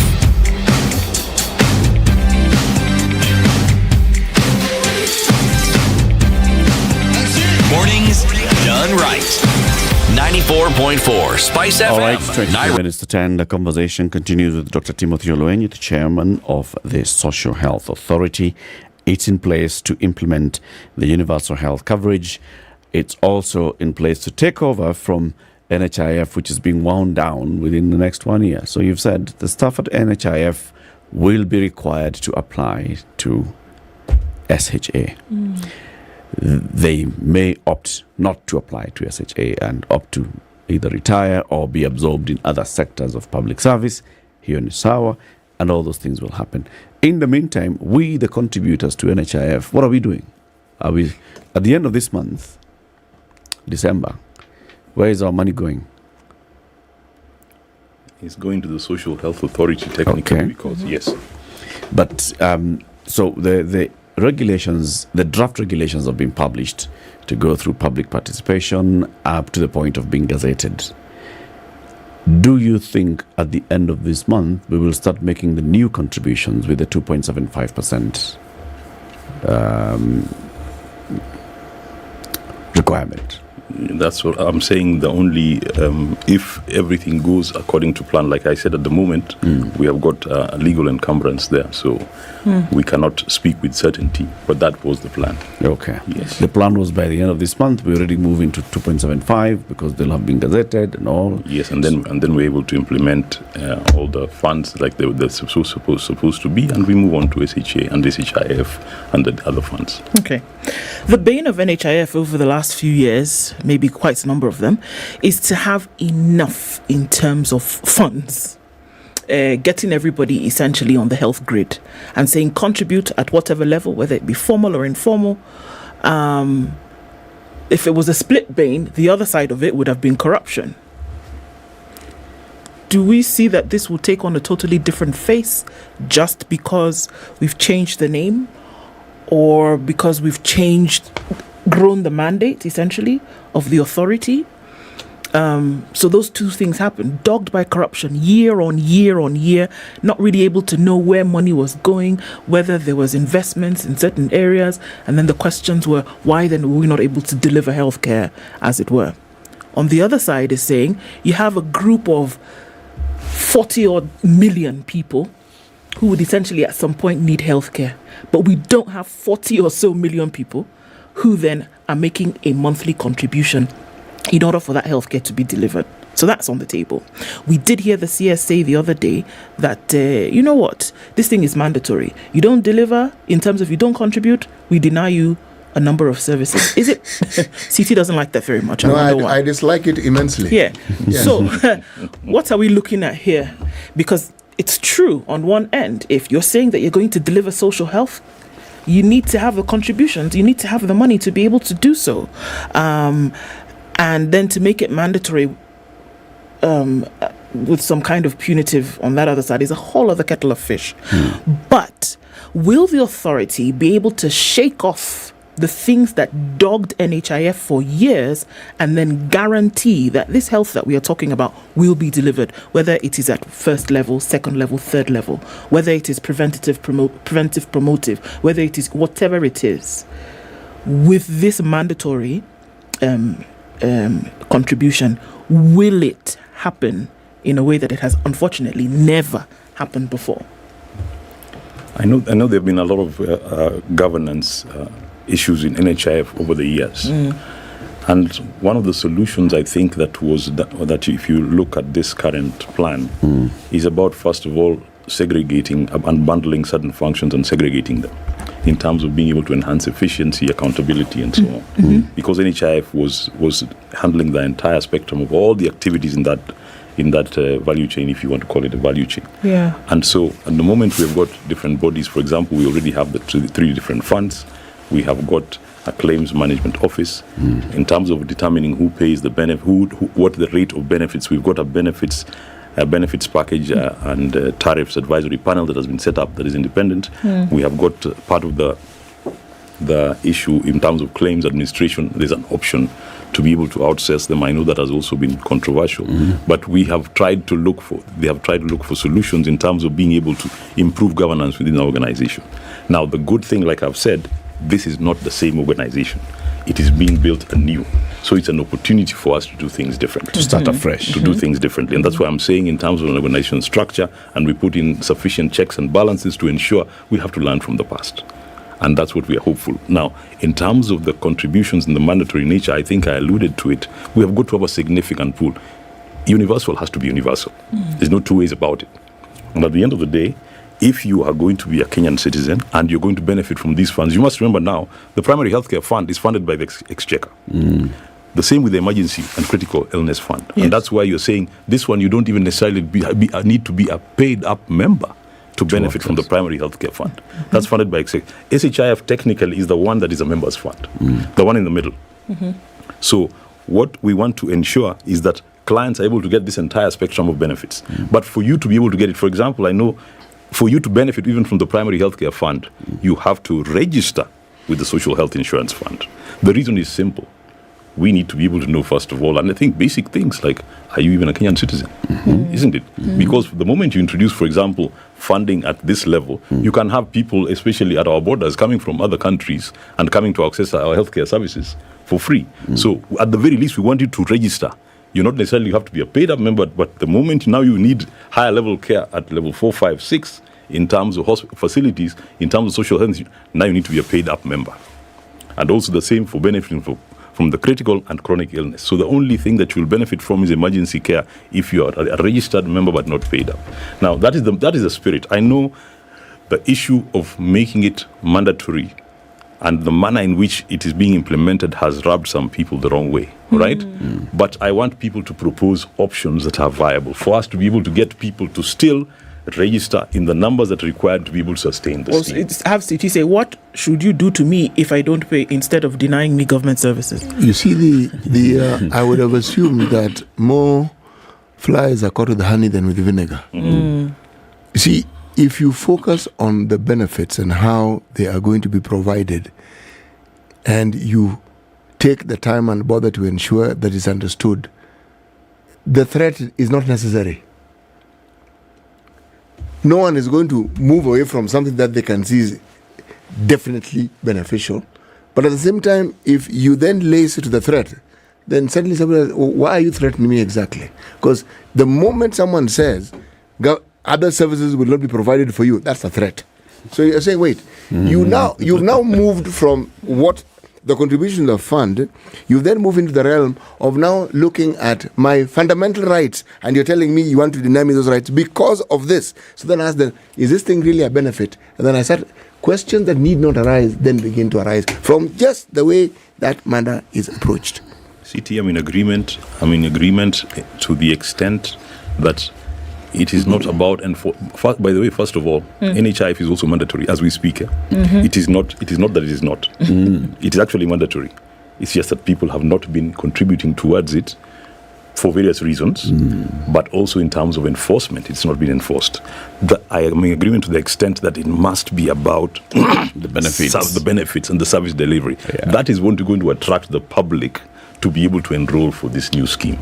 And that takes time because we have to start and implement, and people see the benefits. And I'm saying, even historically, even from NHIF, that is where we came from. The enrollment went up the moment the benefits package came in. The only challenge that we have is we can't have erratic contributions to the scheme. It's not going to make it sustainable. So, and sustainability is a key issue when it comes to this fund. So that is, we'll have to figure out ways, but this is still subject to public participation. I'm sure people will listen to the views of the public and take them into account by the time the final regulations are out. You know, it's a tricky position you find yourself in, Dr. Ari, because what SHIA is offering is something that anyone who understands the health issues in this country would have said this is long overdue. Long overdue. Something that has a broad spectrum approach to healthcare needs and demands in the country. Now, the communication about it, and this is where the tricky bit comes in, it can't be easy, okay? However, if I leave that aside, what dogged NHI for the longest time was reportedly what would be presented as a collusion between healthcare facilities and people who work within NHIF to defraud the organization, where claims are made where there's very little evidence to show that whatever healthcare was required was actually provided for. What are the safeguards that SHI is going to put in place to ensure that what dogged NHI for the longest time is actually eliminated and it's no longer the case? I think it's mainly in terms of the process that have been put in place. And if you look at the digitization alone that is going to be involved in terms of management of the entire claims process, it is going to be digitized, it's going to be transparent, it's supposed to be more efficient, it's more accountable.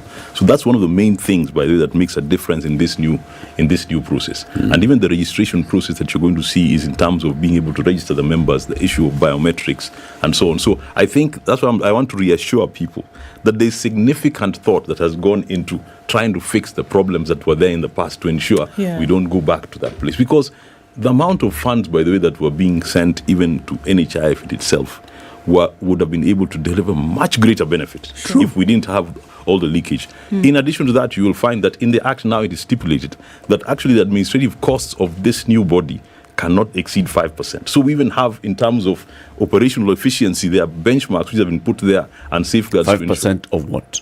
5% of the gross total contributions. Yes. So there are limitations in terms of what we can be spent. That's why the process have to be very, very efficient. The other thing which I know I have talked about, and that's why the other day I saw somebody saying the person appointed was a harsh critic of NHIF, and can he be able to?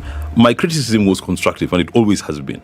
It is not just an issue of criticizing for the sake of it. It was criticism to be able to make NHIF better, because NHIF had got massive potential and was going to be able to change the lives of so many people in this country. And that's the reason, one of the reasons why I even accepted to be in this position.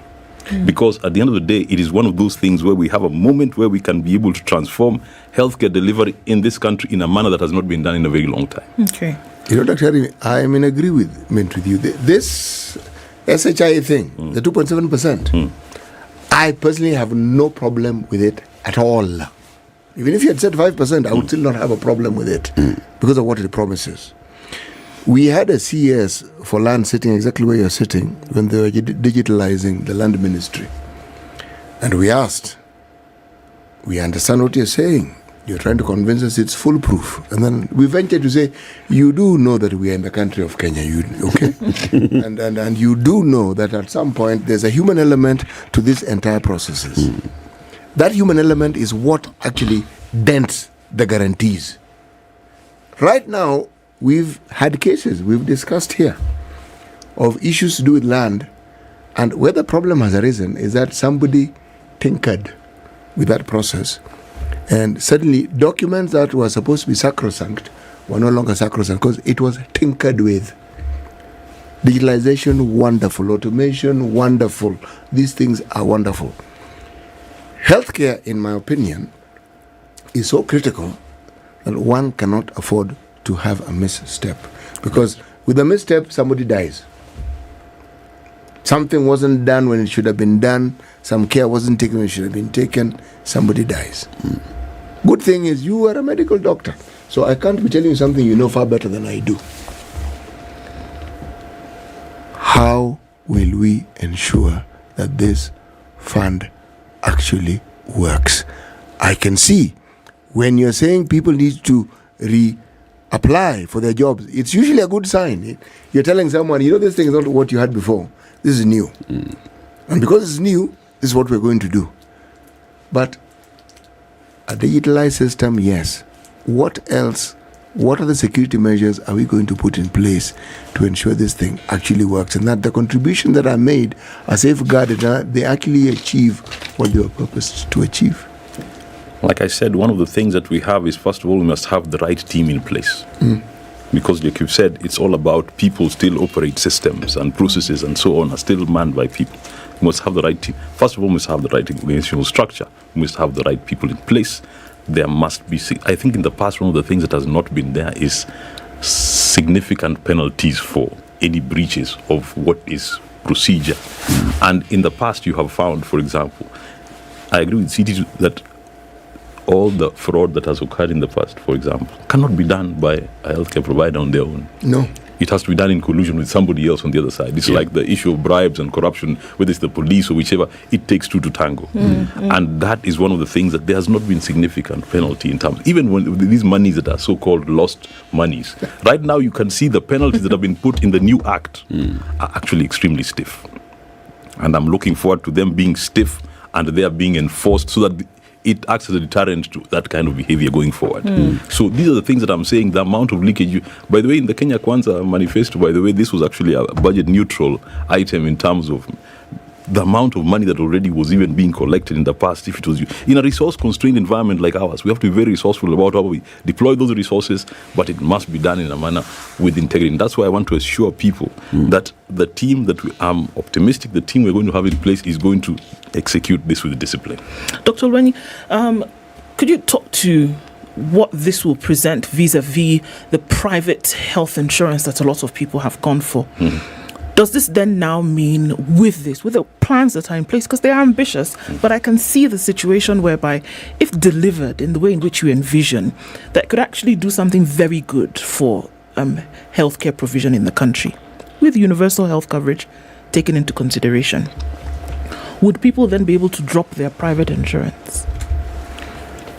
I'd say depending on the amount of resources that are going to be deployed. The resources are going to determine what benefits we can deliver and to what extent. So depending on the resources that are going to be deployed, and that is an issue of debate, like I said, after the regulations. If, for example, the rate goes down, then the amount of money that is projected to be collected will diminish. The benefits also have to be shrunk to be in tandem with that. However, private insurance, people still have the option of being able to get private insurance, and private insurance will be there to top up in the event that you don't have the benefits that you have, the maximum benefit that you want to get. So you must realize the restrictions. For example, in terms of going for treatment out of the country, giving a social health insurance scheme, we're going to have to limit and make sure that it's absolutely necessary for you to go for treatment out of the country using public funds. So it cannot be that you're going to wake up and say, I was traveling, I'm in the US, and now I've got these things, so SHA should pay. So at the end of the day, those are the things that private insurance is going to do. Eventually, I know, especially with the level of interest this is going to generate, there might be, for example, some queues, especially for elective procedures. You might decide that, no, I don't want to wait, let my private insurance pay for this. So those are the options. So private insurance still has a key role to play in terms of healthcare delivery. It's just that it's going to possibly change. Yes. SHA will have primarily two major sources of money. Yes. One is members' contributions. Yes. Mandatory, so citizen contributions. Yes. The other one is citizens' contribution through taxes. Yes. So the National Treasury releasing money on time to take care of the primary health care and emergencies and critical care. It's important that this money is released on time. Yes. We have the history of government and the National Treasury and delayed disbursement. What will you do? I can see you'll deny me services. The law says you'll deny me services, the government will deny me services if I don't contribute on time. What will you do to the government when it doesn't release money on time for you to actualize UHC? If you look at the new regulations that were published, you will find that it actually says that the government now and the county governments the same are supposed to deduct it at source and are supposed to deliver it. So that is one of the mechanisms that has been put in place to ensure there are no delays in terms of remittance of funds to the social health insurance. What does that mean? So it means literally that they are not getting the option of delaying in terms of at the point when the salaries are released, it's released at the same time. Please explain. So we have the local dispensary or health center. Yes. I go to the local dispensary or health center. Yes. How is that money released? To the local dispensary. The local dispensaries are being funded through the primary health care fund. Then you remember there's also another bill called the Facility Improvement Fund. Yes. And that the intention there was to be able to ring fence all funds that are generated from healthcare to be able to stay there. Yeah. So in terms of funding, and we are hoping in terms of funding of the facilities, in terms of supplies, they're not going to have the option of sending this to for example, the counties and then asking for this money back. The money is supposed to be with them, and therefore it keeps revolving. And this is going to be able to improve especially their health commodity supply, because that has been a challenge. A lot of the time, if you're waiting for money centrally and it comes in an erratic manner, you're not able to plan accordingly. Yeah. So they've got money that they're able to maintain their supply. So we're looking to But that's all dependent on if the money came on time in the first place. Yeah. SHA is going to manage the primary healthcare fund. Yes. Right? Yes. Which means that SHA will receive money from the National Treasury, from the Exchequer, into this fund, and then in turn, you're the one who's paying for my service at my local dispensary. Yes. So for that to happen, SHA has to receive money on time from the National Treasury. Yes. Now explain to me what deduction at source, how it plays here then. In other words, we are removing those things that would give National Treasury the option of sending this money to the different people who are paying people's salaries, for example. This is coming out direct to SHA as opposed to being disbursed together with the other funds. Oh, but boss, money has been coming out direct from National Treasury to county government and then for services. That National Treasury to county government has been getting delays. Part of the problem. So I'm asking, how will you make sure that you do not suffer the same delays as we see with counties. You see, as we've seen with the NHIF previously. Remember, here we're talking about contributions from county staff and national government officers. I hope that is clear. And all the contributions we're saying are going direct. Dr. Yes.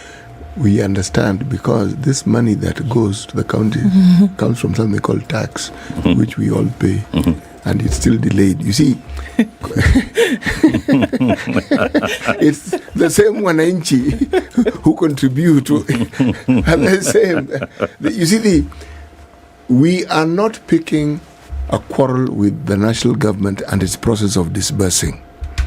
We are looking at the seriousness and the critical nature of this service that you're superintending, and we're looking at what problems arise from delays, because we've seen, even within the healthcare. Yes, so now the cost of delay here is way too high. It's profound. So now we're saying we've got this ambitious project, and we'll be looking at Dr. Olwenya and say, "Sasa huyu jamaa Well, let's just say that the extent we have gone is we have got it in the regulations. And I'm hoping that it's going to be implemented to the letter in the manner it is there in the regulations. Yes. Can we be prescriptive here and suggest? Final message to Kenyans. In 20 seconds, Dr. Let's just say here we've got a healthcare system where we've got the challenges are clearly delineated. The intentions are noble. The solutions are bespoke, they're ideologically aligned, and they're coherent. We've got an intention to have disciplined execution. Let's give us an opportunity to be able to implement it. Let's give it a try. Thank you very much. Dr. Timothy Olwenya is the chairman of the Social Health Authority that's taken over from NHIF to roll out and implement the universal health coverage. He's been our guest. Spice up. See you tomorrow.